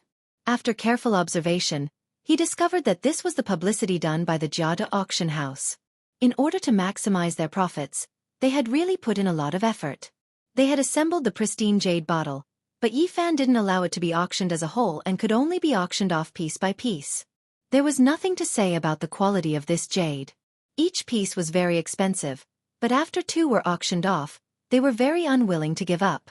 They made this kind of publicity, telling people that if they collected all of them, they could reassemble them into a pristine jade bottle. It had to be said that the effect was excellent. These days, It caused a great sensation in B City and quickly spread to other places. Now, it was hyped up like crazy, and there were posters everywhere. During these days, with the third and fourth pieces of mutton fat jade being auctioned off, the entire collection world was boiling over. This was a rare treasure. An astronomical price.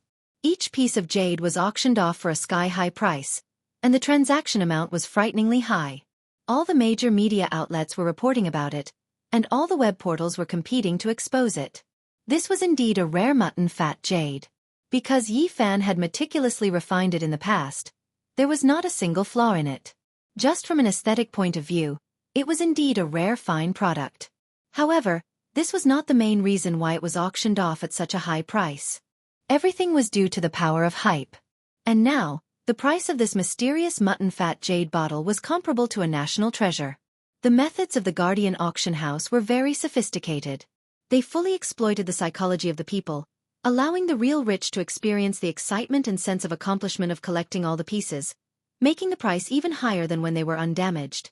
At the same time, they displayed all kinds of information, such as Buddhist stone carvings, At pictures from ancient books, to explain that this vase was exactly the same as the legendary Guanyin jade vase.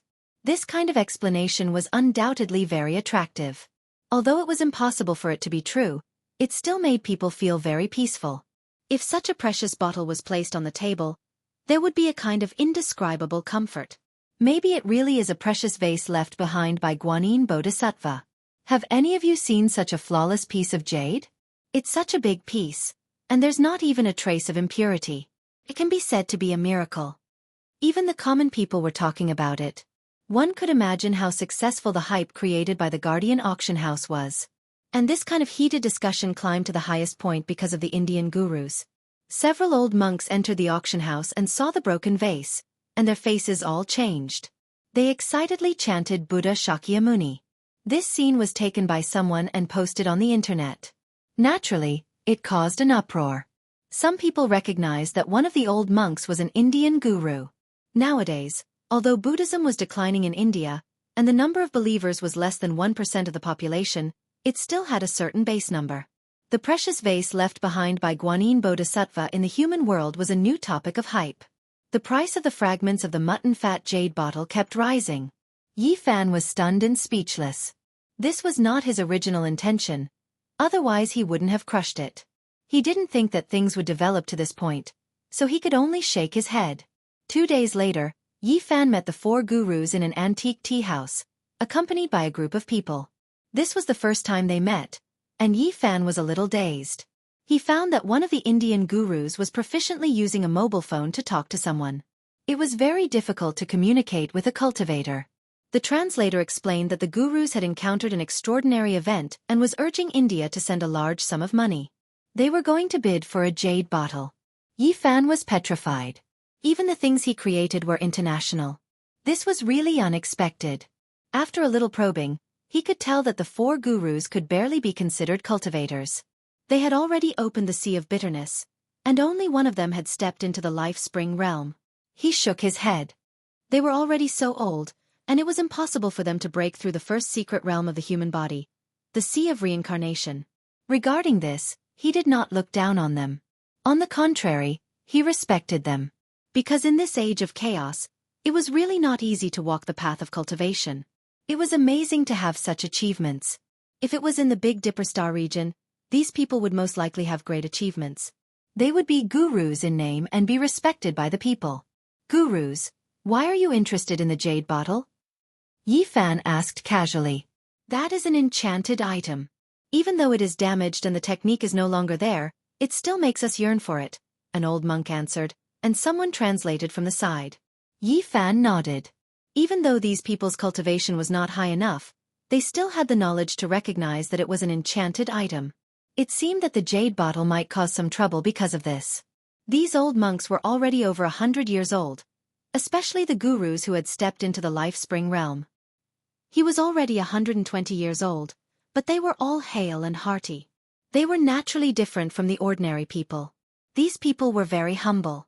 They were monks in name and in reality. They did not talk about magical powers, but rather about Buddhist scriptures. The so-called miracle was said by the translator. He said that when he was in India, He once saw a guru single-handedly stop an elephant's leg and save a child. He also saw an old monk sitting cross-legged in the air, not moving at all, even though it was only for a short moment. Other than that, he once saw an old monk's mouth and nose emitting white light that penetrated a steel plate. Yi Fan nodded and did not say anything. The age of chaos was a sorrowful one for cultivators. These people could be said to be a few ascetic cultivators among millions of people. They had reached this step completely through great perseverance. He sighed lightly. It seemed that it was too difficult to find a true cultivator on earth. Not long after, the old monks directly talked about the ancient Sanskrit words. Their expressions were solemn and serious, and there was even a hint of piety. The authority of ancient Sanskrit also came. He turned out to be a disciple of a guru. He was very famous in the field of ancient literature, but he was very respectful in front of the gurus. The gurus verified and asked Yi Fan where he obtained the ancient Sanskrit words. This was of great significance to them. You guys recognize these words. What do they mean? Yi Fan asked. The gurus did not speak, remembering that monks did not lie. They did not want to deceive Yi Fan, but they felt that this matter was of great importance and did not dare to say too much. In the end, a guru asked the group of followers to leave, leaving only the authority of ancient language behind. He was also proficient in Chinese and could act as an interpreter. My teacher said that their true meaning is that they can open the road to Spirited Mountain. The Spirited Mountain where the ancient bodhisattvas and Buddhas lived? Yi Fan's eyes lit up. Yes. The old monks nodded. Do you believe that such a place exists? Yi Fan asked seriously. Yes, it is in the Western land, but after the last bodhisattvas and Buddhas passed away, that place could not be opened. A guru said that this was a secret passed down by the senior monks of the past generations. Is it the primitive Taoist field of Buddhism? It seems that there may really be a mysterious place, vast and not inferior to Mount Meru. I felt it last time in Tibet. Yi Fan thought to himself. The old monks begged bitterly, wanting to see the sacred object inscribed with the ancient words. Yi Fan sighed. Even if he took out the small stone Buddha, they did not have a strong spiritual sense to examine it. Even he had to expend a great deal of effort to enter the Buddha's body. He did not agree immediately, but asked a few questions. He wanted to know if there were any ancient cultivation sects on earth today. However, the gurus were confused and shook their heads. They did not know. Have you not come into contact with such people? They are those who have cultivation and are like gods in the eyes of mortals. Yi Fan did not give up. They immediately nodded, saying that there were such people. The guru who had reached the life-spring realm said that his teacher might know something because he himself was almost like that kind of person. According to him, the old monk had already lived for more than 190 years. His cultivation was much higher than his, and he had seen many mysteries in his life. My teacher said that there is Buddha in the West and demons in the Middle Earth. Yi Fan heard this and immediately laughed. Could it be that he was saying that Taoism in the Middle Earth was a demon? The gurus hurriedly put their palms together and shook their heads. They did not have any prejudice against Taoism. What they were talking about was a real demon, but they had never seen one before. They had long realized that Yi Fan was not an ordinary person. Otherwise, he would not have told them so many secrets. My teacher came to China during the Second World War. He did not find any demons, but he did see a demon god. An old monk who was more than 190 years old was frighteningly old. He had lived for 3 centuries and had experienced the Second World War. However, this monk did not have any interaction with the demon god of the Middle Earth. He stayed far away and only saw the monstrous blood of the demon god. Do you remember where you saw it? Yi Fan asked. You need to ask my teacher. Speaking of the existence of demigods and demigods, another old monk told him a story that he had experienced personally. When he was young, he once saw a strange man with disheveled hair in a primitive rainforest in India. The man flew in the air and disappeared into the mountains. My granduncle said that there is a real powerful person in Jerusalem, another guru said. Another guru opened his mouth. His granduncle did not pass away until he was 230 years old. He once went to the West alone and encountered demigods when he was alive. Yi Fan thought of something.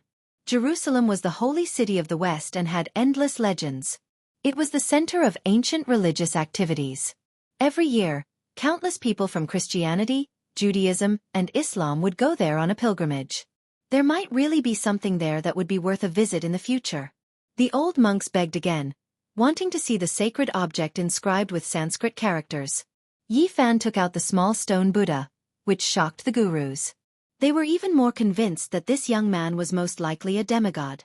No matter how hard they tried, they could not see the secret inside the small stone Buddha. In the end, Yi Fan took out a stone slab and used his finger as a knife to carve the ancient words on it. At the same time, he branded the marks of Taoism. Yi Fan handed over the stone slab and said, "Take it back to India and show it to your Shifu.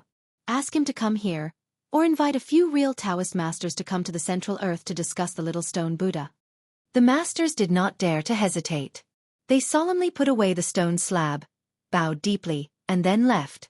At the same time, in the Jianghu auction house, a demonic young man stared at the fragment of the mutton-fat jade vase. Then he sneered.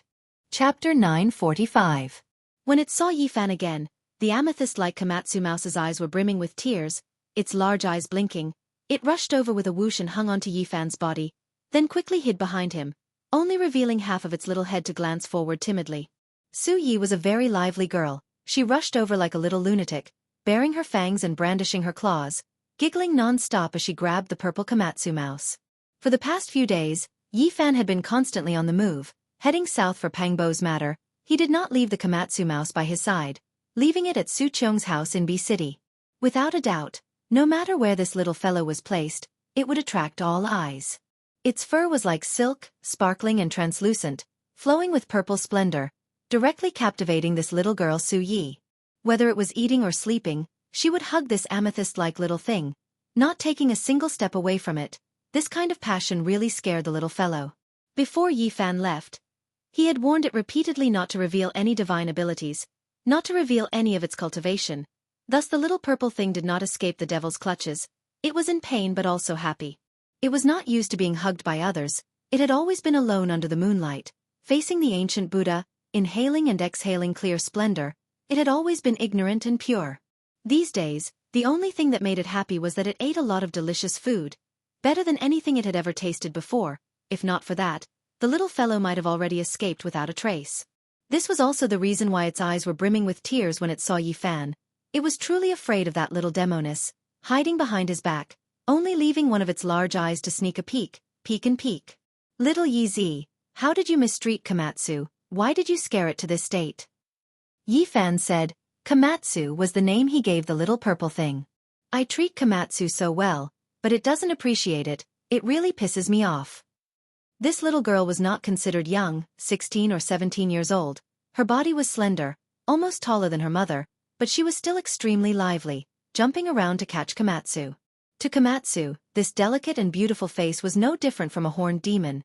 It felt wronged and asked Yi Fan if he could let it return to its little nest in the mountain.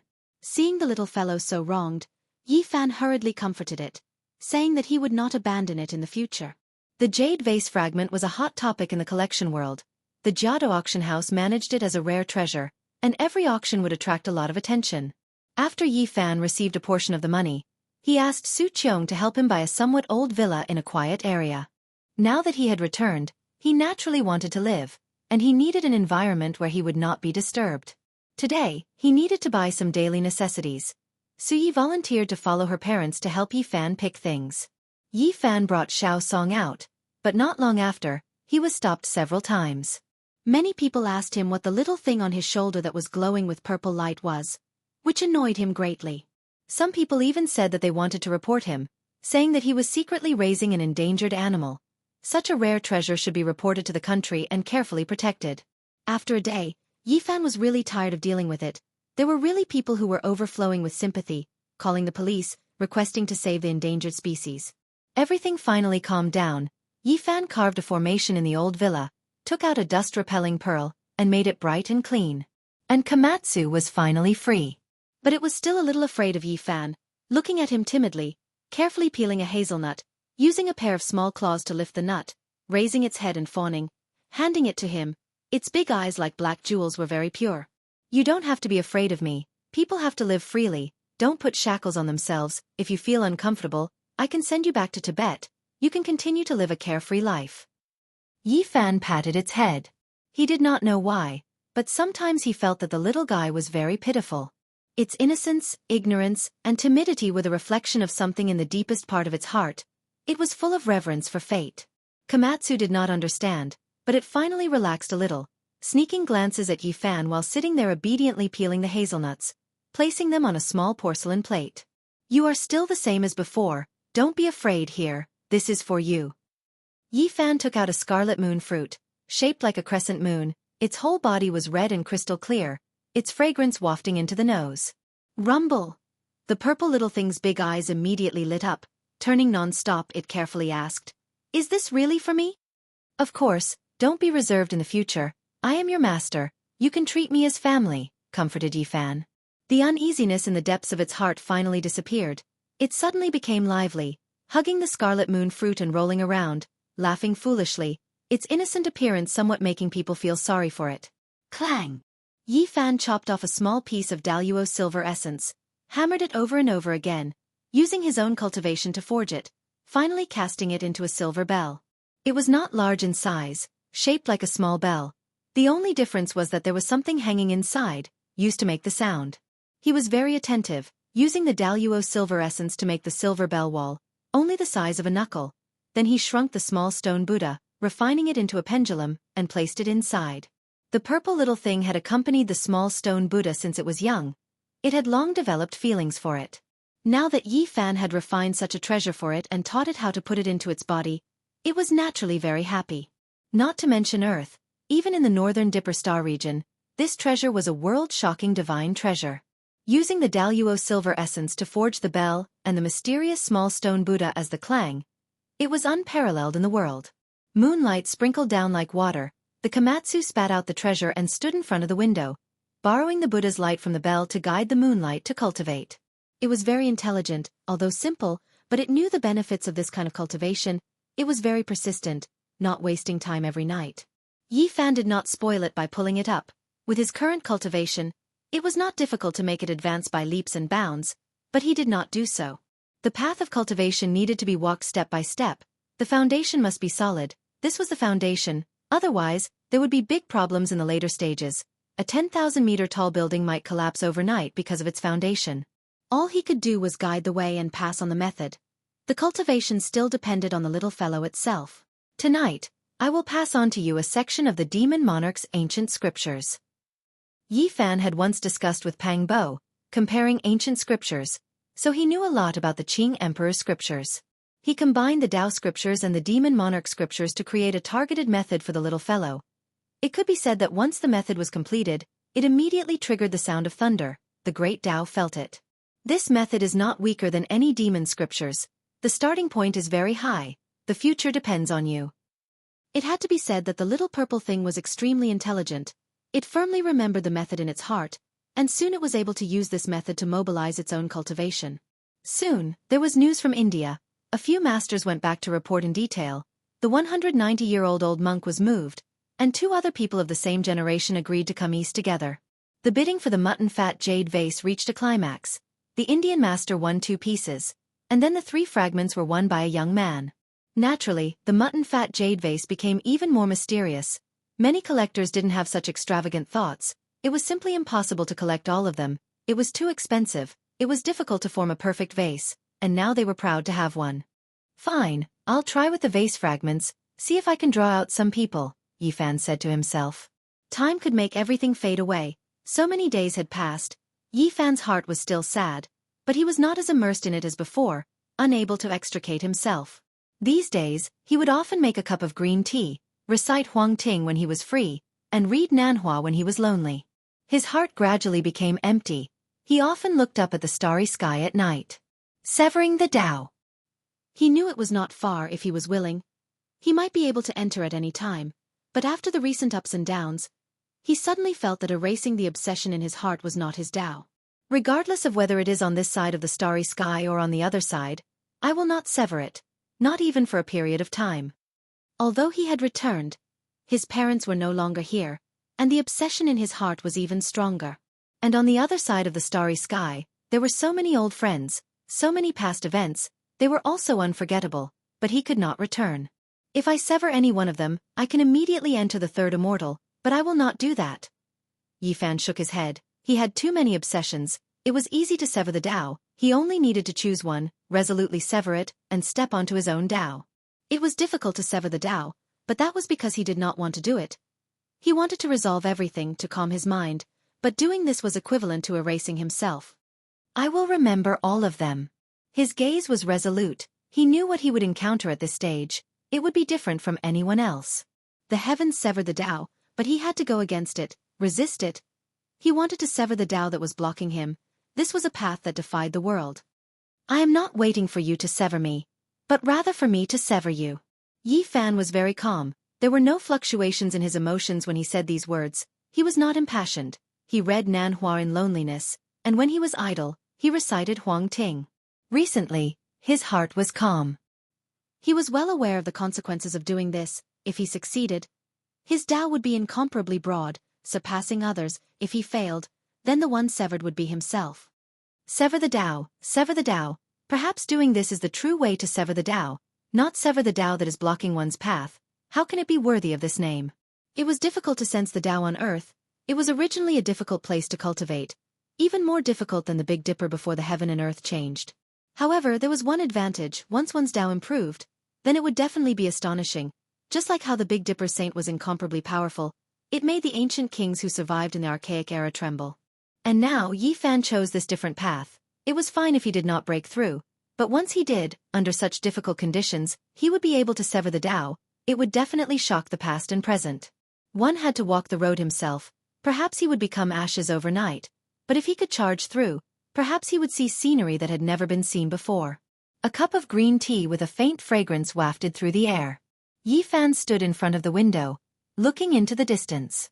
During these days he did not cultivate, but his heart became more and more tranquil. Brewing a cup of fragrant tea and reading the Taoist canon made his mind incomparably clear. Chapter 946. There was news from India, and several old monks attached great importance to it. Siddhartha, an old monk who was more than 190 years old, set off with 2 old friends. 2 days later, accompanied by the 4 masters and the authority of ancient Sanskrit, Siddhartha and the other 2 old monks came to the city to meet with Yi Fan. Even though medicine had made great progress, it was still a miracle for an old monk to live to more than 190 years old. Siddhartha was hale and hearty. Although he was old beyond recognition, he still walked as if he was flying. His bones were very strong, and his words were like the ringing of a bronze bell, with a metallic trill. The 2 old men walking with him were the same. It was obvious that they were about the same age. They were tall and withered, their skin was yellow, and they were bony. Their eye sockets were deep, but they were full of spirit. They put their palms together and bowed to Yi Fan. Their expressions were peaceful. These 3 people had crossed 3 centuries and had experienced the world of mortals. They could be called eminent monks. Yi Fan returned the greeting and nodded to himself. Siddhartha and the other 2 were extraordinary. They had entered the secret realm of the Holy Ji Palace, so it was natural that their lifespans were extended. On the other side of the starry sky, entering the secret realm of the Holy Ji Palace at this age was really not worth mentioning. They could barely be considered a cultivator. However, Earth was in the end of Dharma, and it was really not easy to have such cultivation. It could be said that these 3 people were already considered geniuses. Yi Fan invited them to sit down. He waved his right hand casually, and a few teacups soaked in spiritual medicine appeared out of thin air, which immediately surprised the 3 old monks. Ever since they saw this young man, they knew that they had met a powerful person, whose cultivation was most likely comparable to the ancient masters. Whether it was the 3 old monks, the 4 masters, or the authority of ancient Sanskrit, when they received the spiritual medicine tea, their faces were full of shock. The world has changed. It is really unusual to be able to still have such treasures in this era. This kind of hospitality is too much. I can't bear it. They all put their palms together and sincerely expressed their gratitude. This kind of spiritual medicine could be said to be rare in their lives. Yi Fan had many things he wanted to ask. He went straight to the point and asked if there were still ancient sects on Earth and where they were located. He wanted to understand the cultivation world. In the ancient years, there were many great sects and ancient sections. Experts were as common as clouds, and there was no lack of great divine abilities. However, everything has changed now. Shimoti said. In ancient India, Buddhism had once flourished and replaced Brahmanism. It had many followers and ancient temples, but it eventually declined. The current Hinduism was derived from Vedic and Brahmanism. It was like a reincarnation that had replaced Buddhism. Of course, the various religions merged with each other and all kinds of dharma coexisted. It was like a symbiosis. Shimodi said that in ancient times, if one didn't talk about faith and only talked about divine arts, there were many sections. Among them, the Vedic religion had a profound influence and was the predecessor of the Brahmanism. Before Sakyamuni became a monk, he had also cultivated the Brahmanism. The Vedas ran through the rise and fall of several religions, from Vedic to Brahmanism, and then to Buddhism, completing a reincarnation. Now, there was the Vedas again. Shimodi talked a lot about the orthodoxy of ancient times. He said that there were many inheritances like 100 flowers blooming, competing with each other in beauty and experts standing in great numbers. Later on, everything declined. The temple he was in just happened to experience a great disaster and lost most of its dharma. It was completely marginalized and lost contact with the various sects of the past. In this era, even he didn't know if the various sects still existed. He only knew a few people who knew about cultivation, but he felt that the various sects should still exist. It was just that they were in the end of days and had all hidden themselves from the world. Yi Fan was a bit interested in the Vedas and borrowed it to take a look. He knew that this was definitely not the doctrine in the eyes of the mortals. There must be a secret cultivation chapter. What do you know about the Middle Earth? For example, Taoism, the Middle Earth's devils, the bloodline of the ancient demonic gods, and so on. To be honest, he wasn't too interested in ancient India. He wanted to know more about the various religions of China in the ancient times. Shimodi revealed a solemn expression and said, "The Middle Earth is unfathomable, I don't know much about it either." He respected the Middle Earth from the bottom of his heart and didn't understand Taoism. He had never met anyone from this sect. He only heard about the Middle Earth's devils from the elders and didn't understand much. The only thing he had personally experienced was a demonic god. It made him tremble and he only glanced at it from afar. He didn't dare to get close and quickly retreated. "Where did you see it?" Shimodi said a place and Yi Fan revealed a strange expression. It was actually a battlefield in the past and many people died there.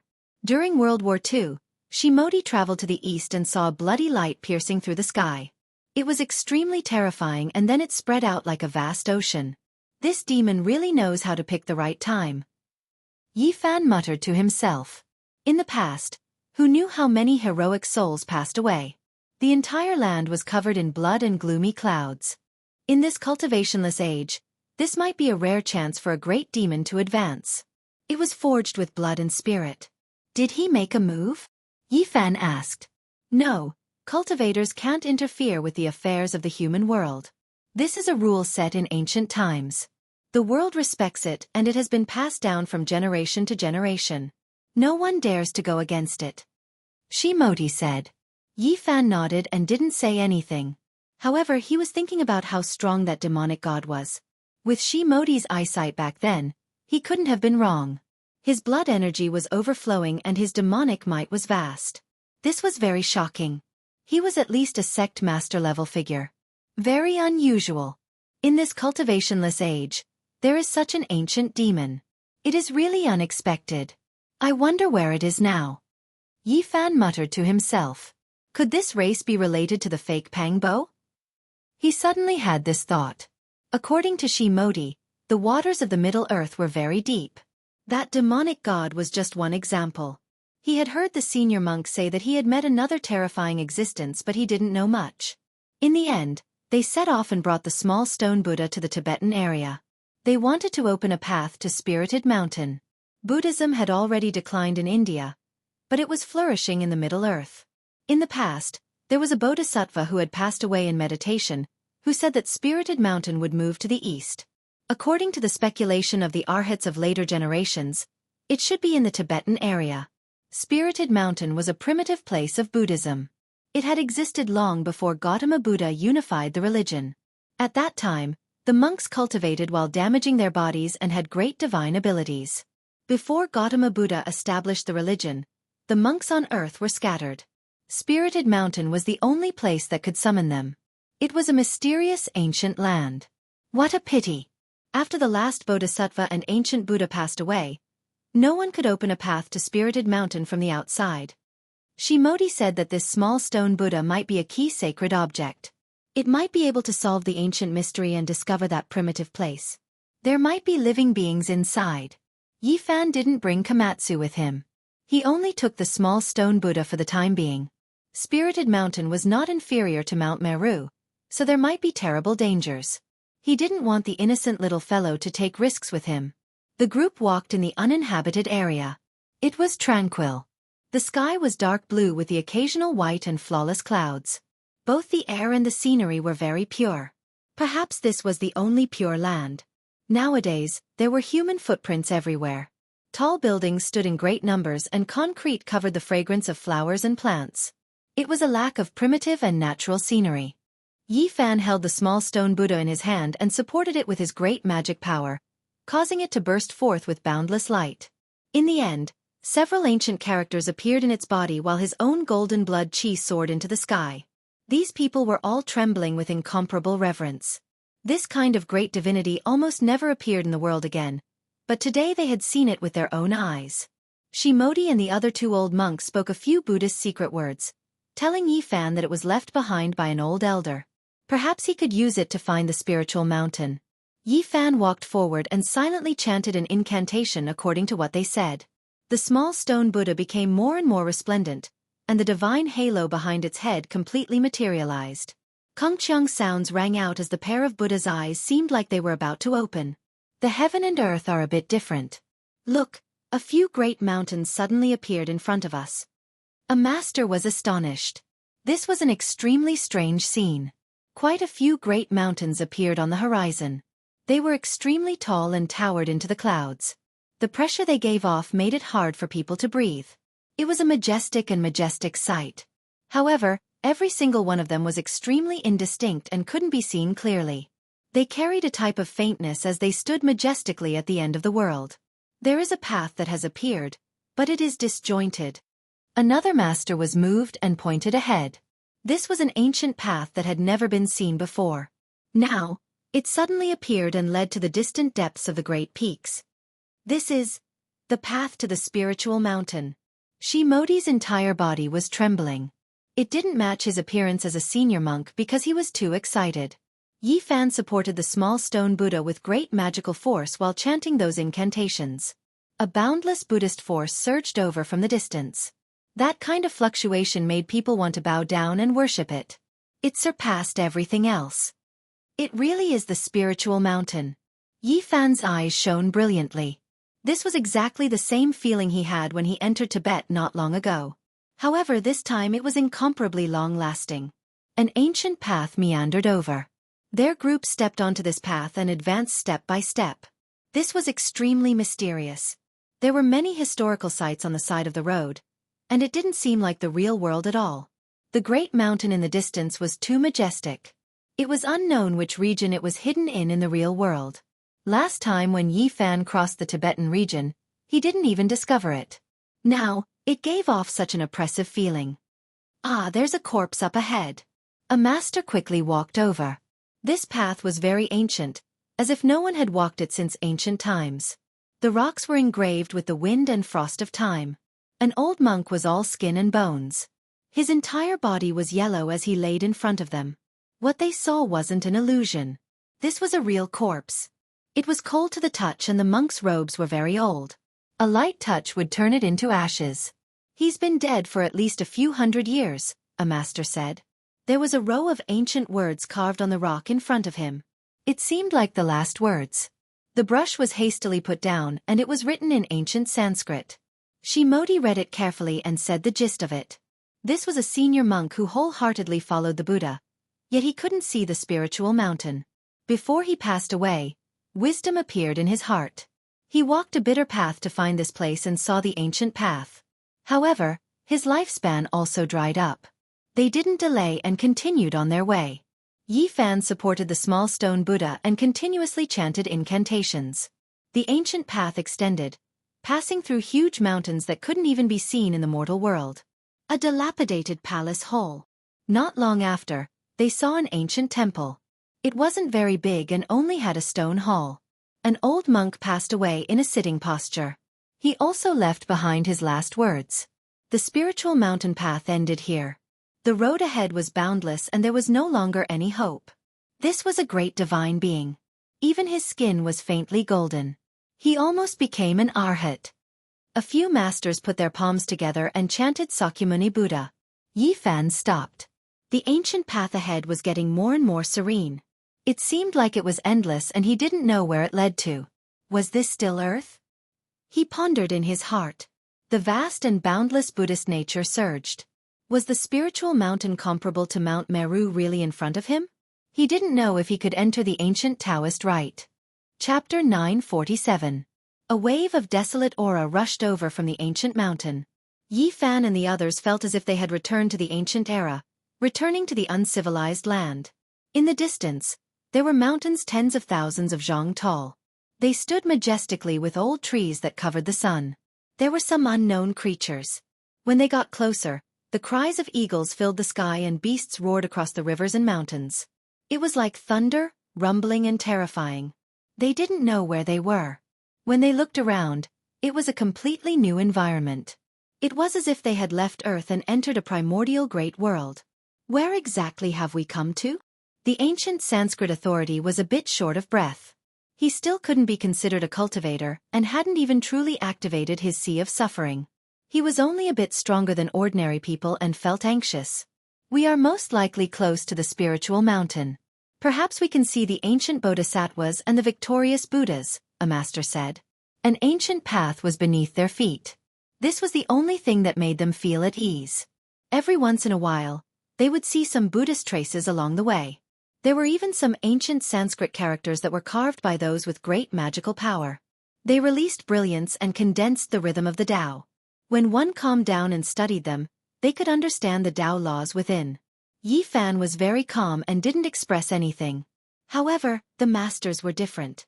They were all incomparably excited and carefully observed, hoping to comprehend the Buddhist laws. In order to advance faster, they wanted to use magical techniques to speed up the process. However, they discovered that this wasn't right. The ancient path became indistinct and was about to disappear. In order to find the spiritual mountain, one must worship it with a devout heart. Otherwise, one will never be able to approach it. We can only advance step by step, Siddhartha said. He chanted Buddhist names and asked for the Buddha's forgiveness. Yi Fan frowned. Could it be that there really were ancient Buddhas and bodhisattvas up ahead? Once they advanced on foot, the ancient path appeared on its own. It was extremely strange. This is the work of a great technique. It is vast and unfathomable. The spiritual mountain really is an extraordinary place. In the end, after walking for a long time, he discovered some clues. There were mysterious Tao patterns and laws circulating. After advancing for over 100 li, a dilapidated land appeared in front of them. Beside the ancient path was an expanse of ruins. Waves of crying and wailing could be heard, giving people goosebumps. It was extremely terrifying. The temple had become a desolate place with broken walls and overgrown weeds. The Buddha nature of this place had been completely lost, and there were only waves of yin qi blowing over. His cries didn't stop, and he rapidly approached like a bolt of lightning. In the blink of an eye, he pounced over like a malicious spirit demanding his life. However, the small stone Buddha in Yi Fan's hand was emitting Buddha's light, so the evil shadow didn't dare to get too close. It flashed left and right, appearing and disappearing in the wilderness at an incredible speed. The expressions of Siddhartha, the two old monks, and the four gurus changed. This speed was much faster than theirs and was not something they could fight against. Fortunately, they saw that Yi Fan's expression did not change and was calm. Only then did they feel relieved. Wow! A loud cry that sounded like a baby's cry exploded in their ears.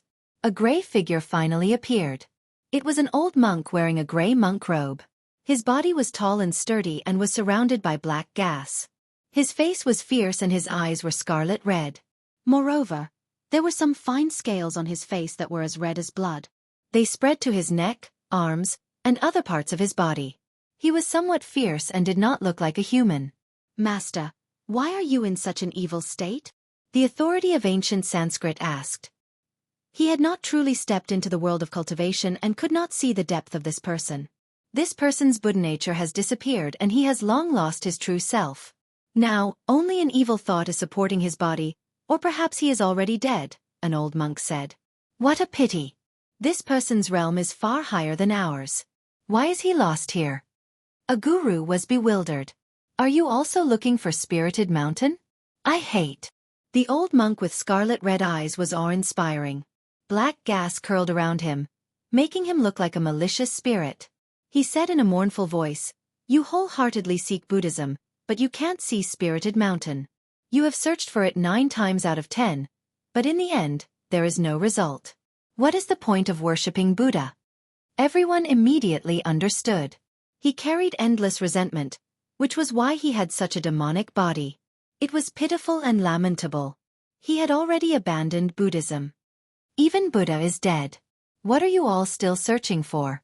It's an illusory Spirited Mountain. So what if you go up? I will enlighten you all. The gray-clothed old monk was dripping tears of blood. He shouted loudly as he rushed over. Everyone sighed inwardly. This person worshipped Buddha his entire life, yet in the end, it was all for naught. He died on the path of seeking Buddha, and only then did he turn into endless resentment. When he raised his hand, an alms bowl appeared. It was as if a purple gold dome of heaven was pressing down, illuminating everyone below. Astral radiance burst forth, and apart from the ancient path beneath their feet, the great earth in all directions quickly collapsed. Chilly winds roared angrily, and great trees were uprooted. The expressions of several gurus changed. This type of power far surpassed theirs, and they could not block it at all. If Yi Fan was not here, they believed that this attack would definitely turn everyone into ashes. Ding! Yi Fan raised his hand and pointed out. A golden finger stopped the alms bowl, easily penetrating it and shattering it. An expanse of fragmented light appeared in the sky. This demonized old monk cried out loudly as he flew out, smashing into an ancient temple. Ah! A mournful cry sounded. This old monk's face was sinister, fangs grew out of his mouth, and blood dripped from his eyes. He roared loudly as he rushed over again. Yi Fan raised his hand and pressed forward. It was as if a large golden millstone was pressing down, pressing him onto the ground and making him unable to move.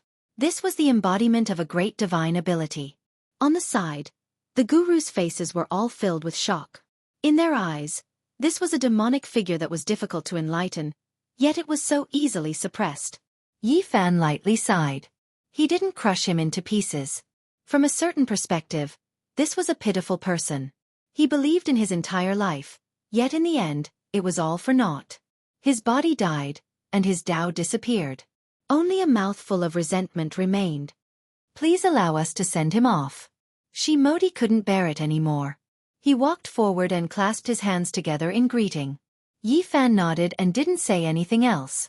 The gurus walked forward and all of them sat cross-legged beside the demonic monk. They chanted scriptures, wanting to dispel all the resentment and send him to the afterlife. Namo Amitabhaya, Dota Ja Duo Yi, Duo Di Yi Ta, Amitapapai. Not long after, the old monk who was pressed down by Yi Fan's large golden palm was completely dispelled. The blood-colored scales on his body also disappeared, and the expression on his face gradually became peaceful. Finally, Yi Fan raised his hand. This old monk turned into a ray of holy light and sat up. He chanted Namo Amitba, turned into a rain of light, and disappeared, dispersing all the resentment. We cultivators worship Buddha too much, and our obsession is too deep. We can't see the true Buddha, which is why we ended up like this. It's not his fault. One of the guru clasped his hands together and chanted scriptures. They continued on their way. This ancient path to Spirited Mountain was filled with dried-up bones. Along the way, they found no less than 100 corpses. There was nothing else. They were all senior monks. This made people sigh. Only those who worshipped Buddha could find this place, but they could only die halfway. They couldn't get close to Spirited Mountain. It was really sad.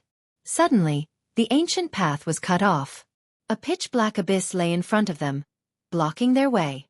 The path to Spirited Mountain was still faintly visible on the other side. Is this a test? Yi Fan asked.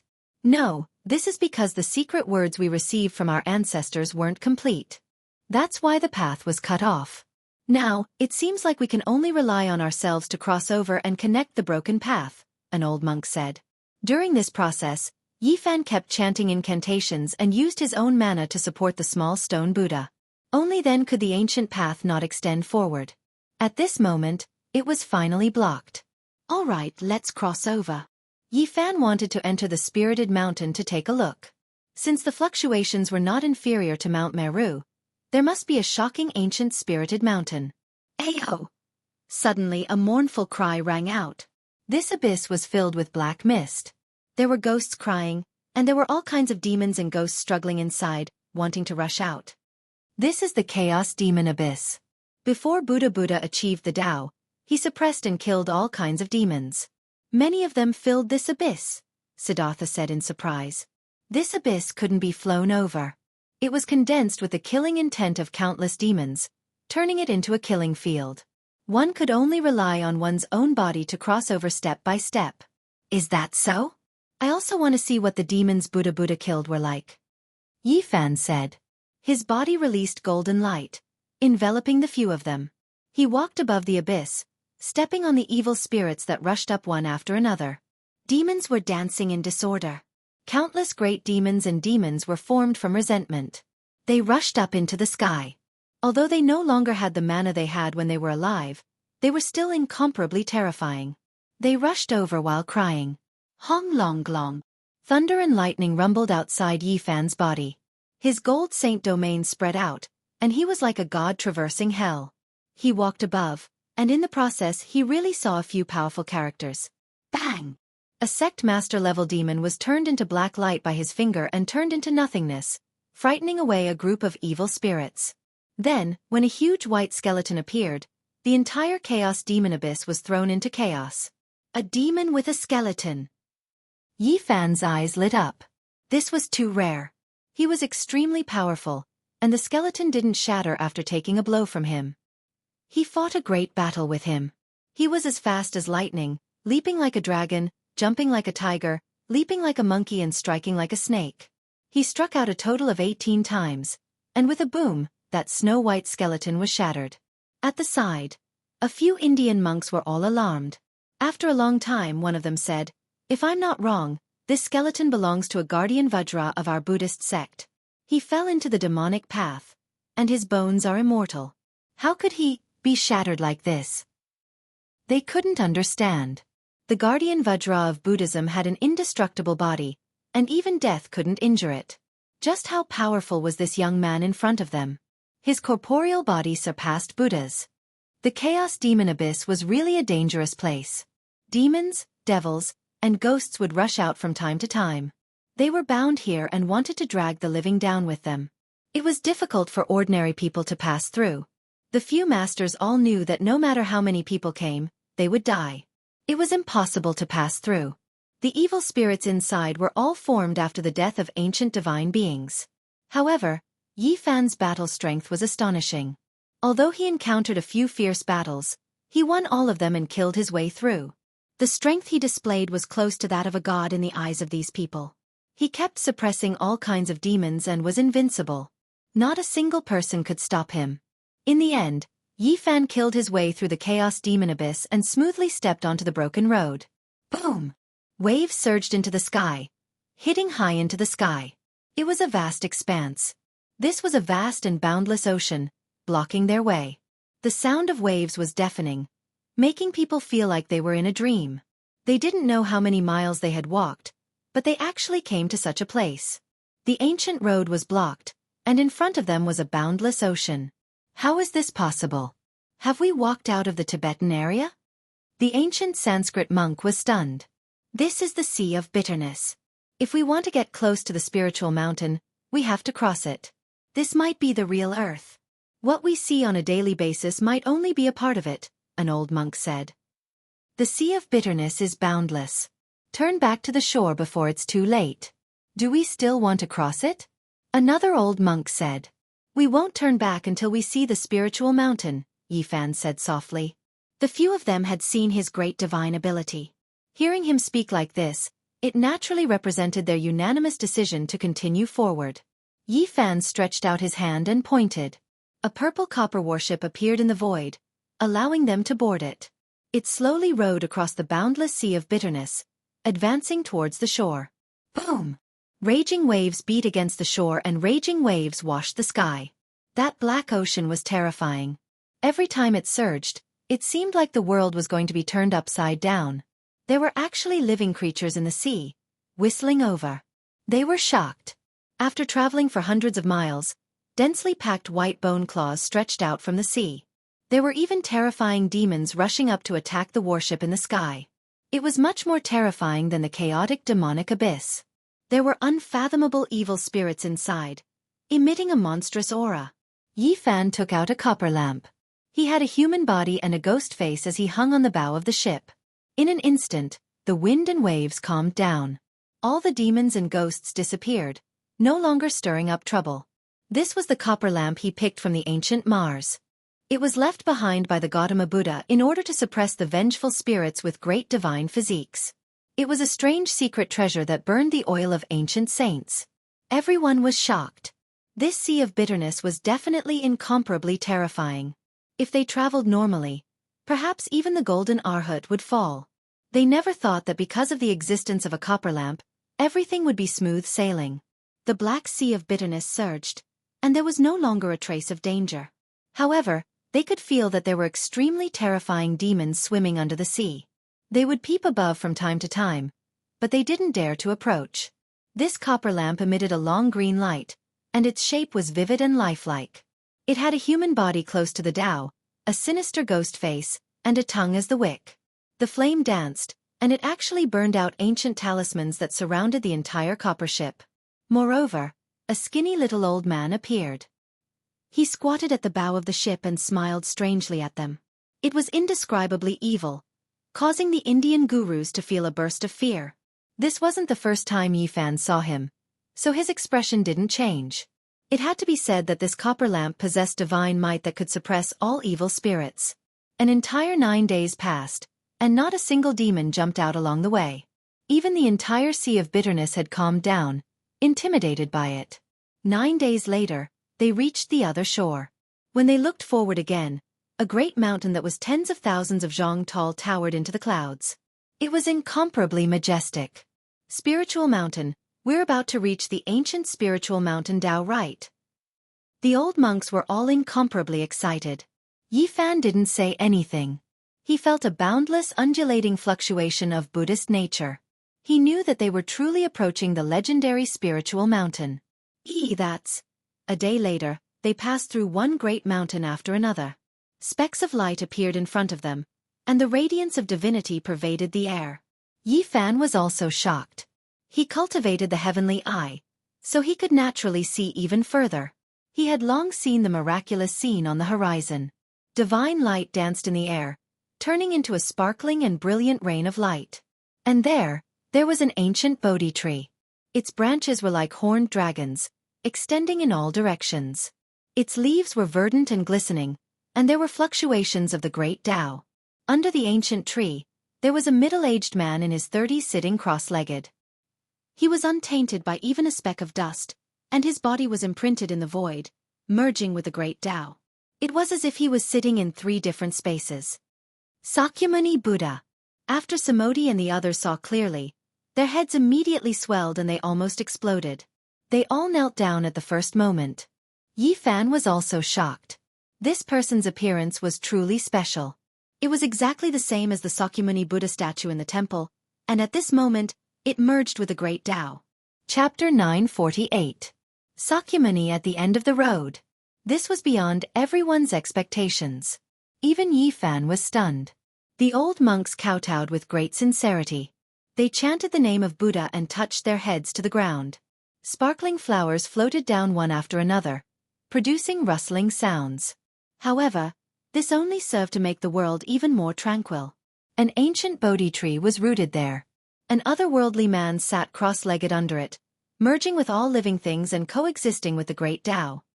His eyes were closed as the sparkling flowers fell on his body. It was as if he hadn't moved for thousands of years. He was peaceful and transcendent. If a person was exactly the same as the Buddha in the temple, it would undoubtedly be an abnormal sign that would make people respect and fear him. Siddhartha and the others kowtowed with each step. They were extremely excited to see Sakyamuni. Even if he died immediately, they would have no other regrets. This was their life's greatest wish. They only wanted to see the true Buddha and kowtow to the Tathagata. On the ancient road to Spirited Mountain, their wish came true. They saw the Buddha with their own eyes. Quasi-Emperor Sakyamuni. Yi Fan's heart trembled. This was a character that only appeared in legends. Now that he had actually seen him, it was beyond his expectations. Sakyamuni was an ancient person from 2,500 years ago.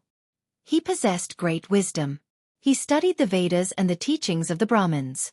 In the end, he unified Spirited Mountain and created Buddhism. He left behind an illustrious name in history and was famous throughout the world. The guru from India kowtowed with each step. He moved forward amidst the falling flowers while mumbling. He gradually arrived near the ancient Bodhi tree. Yi Fan also moved forward. He didn't kneel and only stared unblinkingly at the quasi-emperor under the tree. His extraordinary temperament made people follow him, as if he could transcend all the worries of the world. Dong! In the distant mountains, the Brahma bell rang out from tens of hundreds of miles away. It was so deafening that it made people feel like they were being baptized and enlightened. Deep in the mountains, the ancient temple bell, the Buddha under the Bodhi tree. All of this was like a dream. There wasn't a speck of dust here. Sakyamuni didn't move and didn't speak, but his dharma spread throughout the world. You came too late. Spirited Mountain has already closed. Only when the seas dry up can it reappear in this world. A wave passed over. The figure under the Bodhi tree with his eyes closed spoke softly as if he was talking to them across time and space. Buddha. Siddhartha and the others cheered loudly, continuously kowtowing. They heard the true Buddha talking to them and were extremely excited. Why are we late? We came here with the sacred object to open the ancient path of Spirited Mountain. Yi Fan stood not far from the Bodhi tree and asked for guidance. Spirited Mountain has already withered. It is difficult for it to appear in the mortal world. Although there is a sacred object, there is no secret language, so we cannot open a path. Shakyamuni didn't move. It was as if he was sitting cross-legged in ancient times, but it was also as if he was preaching the Tao from the future. Strands of great Tao's sacred ripples seeped out, forming a divine wheel that made him seem extraordinary. Yi Fan was endlessly bewildered. Was this really the Sakyamuni? Didn't he already cross the heavens and enter the depths of the starry sky? How could he possibly see him here? Back then, he had seen the back of great Emperor Wuxia in the Purple Mountain. At first, he thought it was real, but then he realized that it was just a shadow that had been imprinted tens of thousands of years ago. Could it be that what he saw was the same? However, why was he able to converse with them? Moreover, he was able to merge with the great Tao of heaven and earth. There was an otherworldly aura that could suppress endless ages flowing about. At the end of Spirited Mountain Road, repent and you will be saved. Under the ancient Bodhi tree, the otherworldly middle-aged man spoke softly. His eyes were still closed, and his expression was peaceful and tranquil. Every falling flower was sparkling, condensing the divine charm of the great Tao. Siddhartha and the others accepted the decree and retreated. However, Yi Fan didn't move because he saw the verdant ancient Bodhi tree petrified at this time. Even the man under the tree had become a statue. The falling flowers fell, turning into stone flowers when they landed on the ground. The fluctuations of life disappeared, and everything he saw turned into stone statues. This was different from before. This was the power of the Buddhist Dharma. Yi Fan understood. The Sakyamuni had walked down the ancient starry sky path, so it was impossible for him to still be on earth. All of this was formed by the great magical power of the past. Moreover, if it was truly a quasi-emperor, they might not be able to get so close to his physical body. The great Tao and all things merged together. What they saw was only the Dharma of the past, not the body of the present. This is. The old monks from India were all trembling. They thought of a legend. The Buddha had 10 great disciples. Before his true body left, the 10 worked together to create the Sakyamuni Buddha's body, which stood on Spirit Mountain Road. This was the work of the 10 great disciples of the Buddha. This incarnation of the Sakyamuni Buddha could display part of his divine abilities. What they saw just now couldn't be considered false. From this, they could also infer that the Spirit Mountain was close and not far ahead. However, Siddhartha and the others all stopped and were unwilling to take another step forward. They solemnly followed the Sakyamuni's decree and didn't dare to disobey it. The Spirit Mountain is in sight. Don't you want to go in? Even if you can't succeed, why don't you go closer and take a look? Yi Fan spoke. We have sinned. The masters all put their palms together, and at the same time advised Yi Fan not to go any further and turn back. Yi Fan didn't pay any attention to them. He walked past the petrified Sakyamuni and the Sakyamuni Buddha and continued forward. The old monks were all stunned. They all stood on the spot and stared blankly. The ancient road meandered forward for another few li. Finally it was completely cut off. In front of him, a vast mountain was faintly discernible. It was located at the end of the world. There wasn't any life there. There was only a wave of Buddha nature fluctuation like the sea. The entire mountain was devoid of life. Not even an auspicious beast or auspicious bird could be seen. Yi Fan opened his heavenly eye but discovered that it was still blurry. The vast spirit mountain couldn't be seen clearly. He only knew that the mountain was serene and the ancient temple was silent. It was clearly already in front of him, only a few dozen li away. How could the spirit mountain be closed? He thought for a bit and walked forward with large steps. Even if there was no road, he still wanted to go forward and open up his own path. However, the moment he took the first step, he immediately saw the primal chaos surge. The spirit mountain became more and more indistinct. It was as if he heard the chanting of the ancient Buddhas. Yi Fan didn't stop and continued forward. However, there was a Buddhist lion's roar. It was as if an arhat was chanting an incantation. The evil subduing pestle in its hand pressed towards him. It was formed from Buddha light. He let out a light shout and opened up the golden sacred domain. Nothing could get close to him.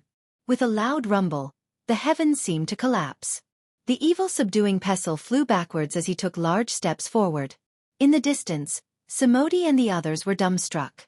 Was he going to fight against the bodhisattvas and force his way into the spirit mountain? At this moment, there was chaos in front of him. The primal chaos raged and the spirit mountain was majestic.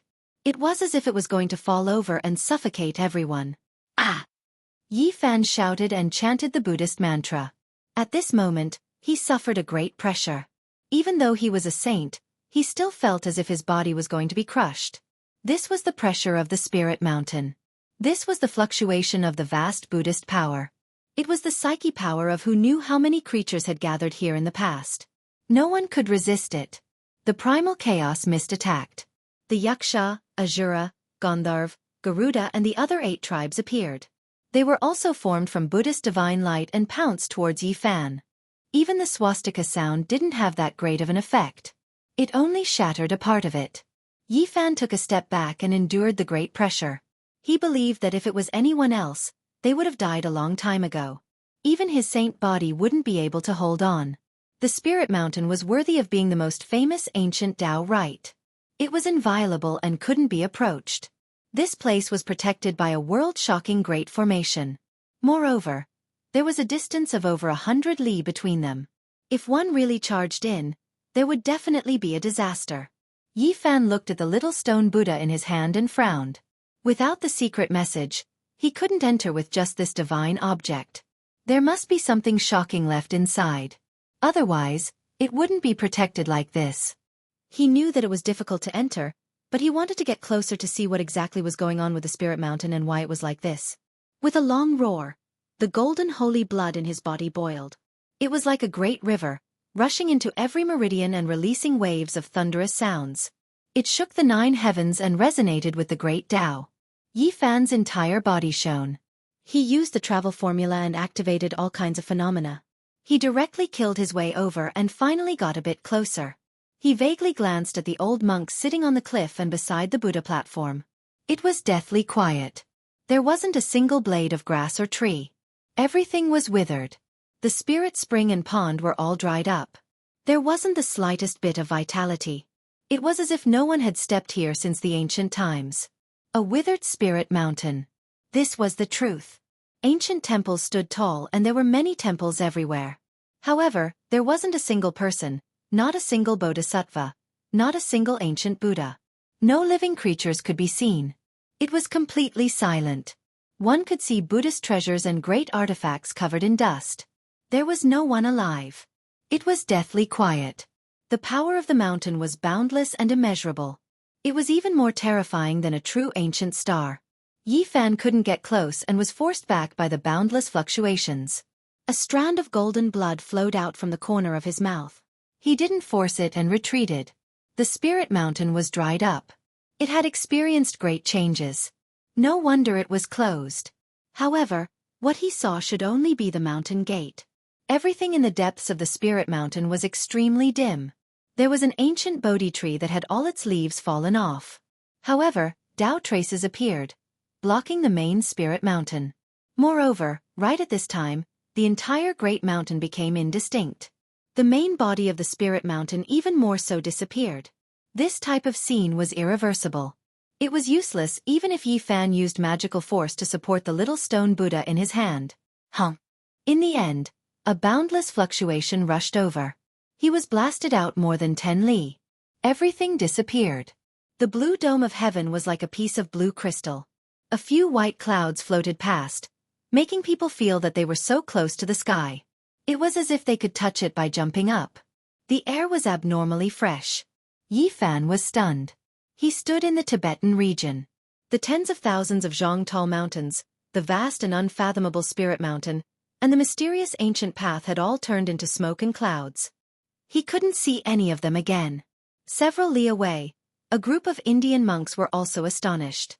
They didn't know why they had suddenly arrived in a familiar place. The ancient path had disappeared. Yi Fan flew through the air and arrived in front of them.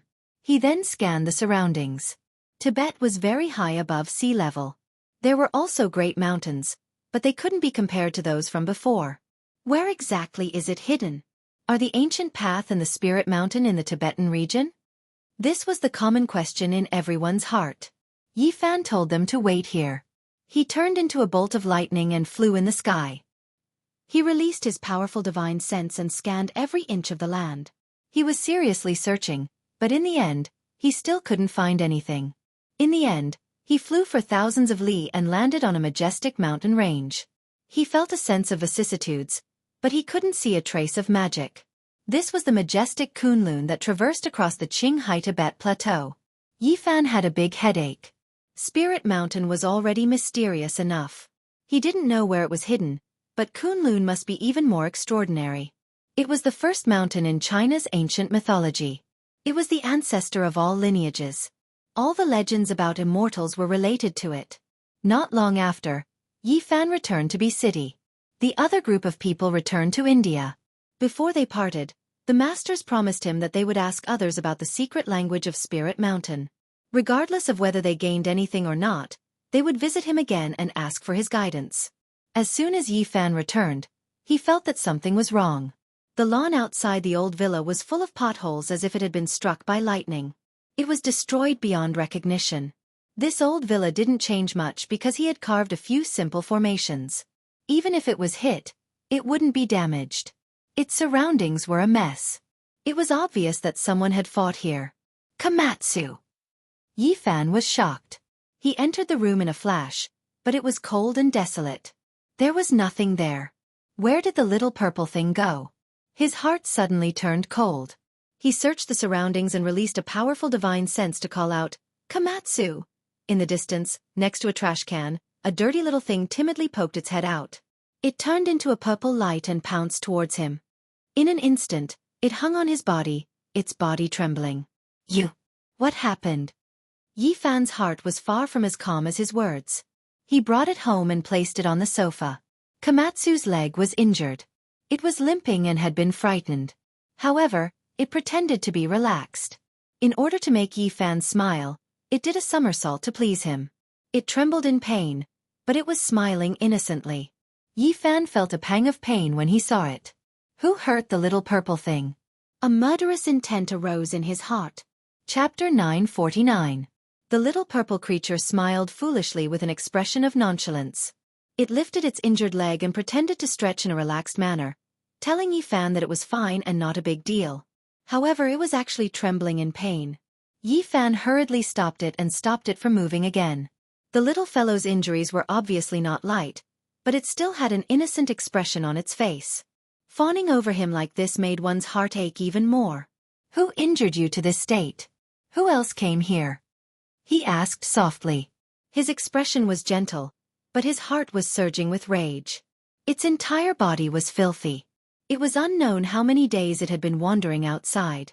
Its originally purple satin-like fur had become dim. It was obvious that it had experienced a frightening experience. Otherwise, it wouldn't have rushed over and trembled slightly upon seeing him. Its injured leg had been cut by a sharp weapon. If it wasn't for this little creature's profound cultivation, it would have been broken long ago. Its attacks could be said to be ruthless and ruthless. Yi Fan carefully treated its wound. There were actually strands of black light flowing within. It possessed corrosive properties. No wonder it hadn't recovered after such a long time. He used magic power to dissolve the black light while taking out a bottle of divine spring he brought out from the life-forbidden zone. He used this to clean its wound and then carefully bandaged it. During this process, the Komatsu trembled unceasingly in pain. However, it didn't struggle or make a sound.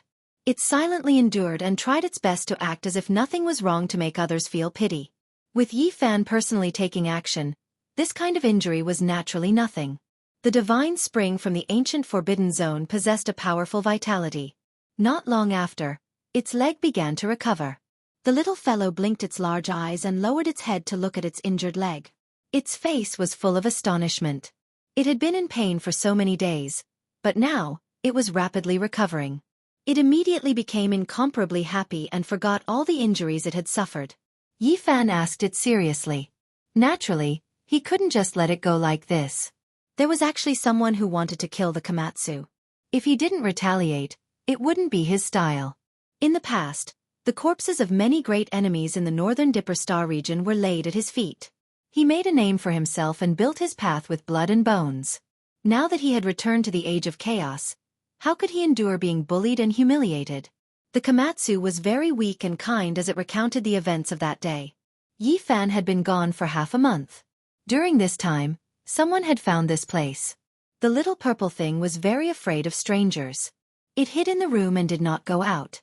This was also what Yi Fan had told it before he left, telling it not to run around. The person who came was a demonic youth with cultivation. He seemed to be injured and spat out a mouthful of blood. Komatsu was very pure and kind. It bit out a small piece of the scarlet moon fruit that Yi Fan gave it and brought it to that person. It didn't think that it would almost be killed. That person spat out a divine awl and injured the little purple fellow's leg.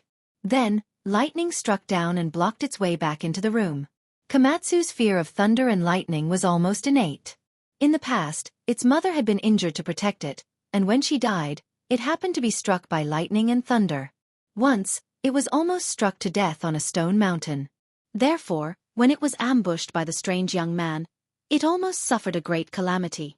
In its panic, it didn't know which way to go and left this place. It waited for many days, hiding beside the underground sewers and trash cans in fear, until Yi Fan returned. After learning of all this, Yi Fan did not say much. He gently rubbed its head. This little thing was as pure as a piece of white paper. In the past, it only had a small stone Buddha as its companion. It breathed under the bright moon alone and had never come into contact with humans. After it was led out of Tibet by Yi Fan, it had always thought that everyone was like it. It didn't know the sinister nature of the human heart and looked at everyone with its kind heart. Even at this time, the little thing was still confused. It asked Yi Fan in confusion, "Why did that person treat it like that? What did it do wrong?" "You didn't do anything wrong. The only thing wrong is that the human heart is too complicated. You will slowly understand in the future." The little purple thing made an "oh" sound and blinked its large eyes. Its heart was still full of confusion and confusion. Yi Fan decided that in the future, he would bring it along to experience some things. Only then would it understand. Komatsu washed itself and drank some divine spring water. It finally recovered and became lively and quick-witted again. It peeled a plate of pine nuts and carefully handed it to Yi Fan. Yi Fan accepted it with a smile and handed it a jade snake orchid. Its essence energy overflowed and its fragrance filled the air. That day, when he and Pangbo left, they spent a great deal of origin energy to purchase many spirit medicines. The little purple thing's large eyes lit up. It was incomparably happy to be held in his arms. All of a sudden, it forgot all the pain it had suffered and laughed without a care in the world. It was very easily satisfied. Yi Fan didn't need to think to guess that it was most likely related to the holy jade bottle in the auction. Only it could attract a cultivator. As expected, there was soon a clue. It was a strange young man who had won 3 auctions in the past. The auction house had detailed information about him. After Yi Fan showed the photo to Komatsu, it was confirmed that he was the culprit. You've already left B City. It's useless even if you run to the ends of the earth, Yi Fan softly said to himself. One day, he traveled south and arrived at Jiangxi's Jiujiang. This was a villa district not far from Mount Lu. The mountains and rivers were interconnected and the scenery was beautiful. It could be said that ordinary people couldn't afford this kind of price. Any one of them would be astronomical. Yi Fan stood in the distance and revealed a strange expression. Not only was he a cultivator, but he also learned Genesis arts and was very familiar with the movement of mountains, rivers, and earth veins. There was a faintly discernible draconic aura in this place. It had drawn a wisp of essence energy from the rising purple dragon vein in the distant Mount Lu. It was too crucial in the end of days as it could help cultivation. Moreover, after a careful look, he discovered something strange. This villa district was built with a mysterious principle. If he guessed correctly, this area should belong to a clan. Perhaps to outsiders, the head of the household was independent and had a different surname, so nothing could be seen. However, he believed that this should be a clan that lived in seclusion here. The layout was very particular. There's a very faint wisp of demonic aura. Yi Fan muttered to himself and then walked in with large strides. Komatsu tilted its head and curiously sized up the villa district. It only felt that the scenery here was very beautiful. There were mountains on one side and rivers on the other. There was also the essence of heaven and earth that could be breathed in and out. Yi Fan disappeared with a step and came to the depths of the villa district. He stopped in front of the villa with the thickest demonic aura in the center. This place had the best view and the purple dragon underground was the thickest. The owner of this place. Come out and meet me. His words immediately alarmed the villa district. With his powerful divine sense, he could naturally clearly sense that there were at least 10 pairs of eyes sweeping over and spying on him in the dark. And someone immediately walked out from the villa in the center. It was an old man with a face as rosy as a baby's. His hair was like snow and his complexion was very good. He was full of energy. Yi Fan's expression didn't change. This was definitely a person with cultivation. His cultivation was at the 3rd small realm of the 1st secret realm, the Sea of Reincarnation, Divine Bridge. Little brother, is there anything I can help you with? He asked with a smile. You and I are both cultivators. There's no need to hide anything. Since I was able to find this place, all lies are useless, Yi Fan said. The old man's expression immediately became solemn. He gestured for Yi Fan to enter the house and talk. He also seriously looked at the purple Komatsu mouse on Yi Fan's shoulder. Yi Fan's expression was calm as he walked in. Through this corner of the place, he understood where those with cultivation were. This place was close to Mount Lu, which made cultivation a possibility. His heaven's eye could directly see the source of this old man. There were a few wisps of demonic blood flowing in his body. It wasn't very pure. This bloodline was a descendant of the primordial demon race. After entering the hall, the old man invited Yi Fan to sit down and had someone serve tea. His tone was very polite as he asked him why he was here. I think you should know why I'm here. Let that young man come out. There's nothing more to say, Yi Fan said indifferently as he sipped his tea. Taoist friend, please calm down. The old man saw that Yi Fan had come with ill intentions and was so forceful, so he hurriedly put on a flattering smile. He said that the young man was his good-for-nothing grandson who did something reckless and caused such a disaster. He already knew his mistake and was willing to compensate. He asked Yi Fan to be magnanimous. What a nice way of putting it. Reckless? For no reason at all, he suddenly attacked and wanted to take Komatsu's life. What's the use of keeping someone with such a temperament? Let him come out and meet me, Yi Fan said with a solemn expression. Komatsu was very curious. He jumped around the house with an innocent expression and couldn't stop looking at the antiques. The old man immediately revealed a troubled expression and said, I hope Taoist friend will forgive us. We were in the wrong, but please be magnanimous and forgive us. Can we let this go? I only want to ask one more time. Are you going to let him out or not? Are you waiting for me to do it myself? Yi Fan took a small sip of fragrant tea and put down the teacup with a cold expression. That grandson of mine saw a spirit beast and was naturally curious, so he tried to subdue it. But he didn't hurt anyone. That's just a beast pet. Taoist friend, you're making a big deal out of nothing. The old man was also a bit displeased. Are you talking about Komatsu? In my opinion, many people aren't as humane as him. I'm a bit curious. What did your grandson use to hurt Komatsu? You know him so well. He's not qualified yet, Yifan said coldly. You are being too overbearing. The old man's expression sunk. Then with a schwa sound, he revealed a divine awl. It shone with an eerie light and carried traces of time. A sect master-level magical treasure. Yifan was astonished. It was truly rare to see such a powerful weapon in this cultivationless age. Soon after, he understood that during the ancient times, there were many sects on Earth and experts were as common as clouds. Naturally, there were many powerful beings, so it wasn't a big deal to have weapons left behind by them. This is the weapon, said the old man. It was clear that he didn't display this weapon without the intention of intimidating others. After Komatsu saw this flickering divine awl, its body immediately trembled. It clearly remembered its encounter that day. Yifan gently rubbed its head and said, I'll refine it into a small knife for you to trim your nails in the future. The old man's expression immediately changed. He said, Young man, you don't know the immensity of heaven and earth. You're too presumptuous.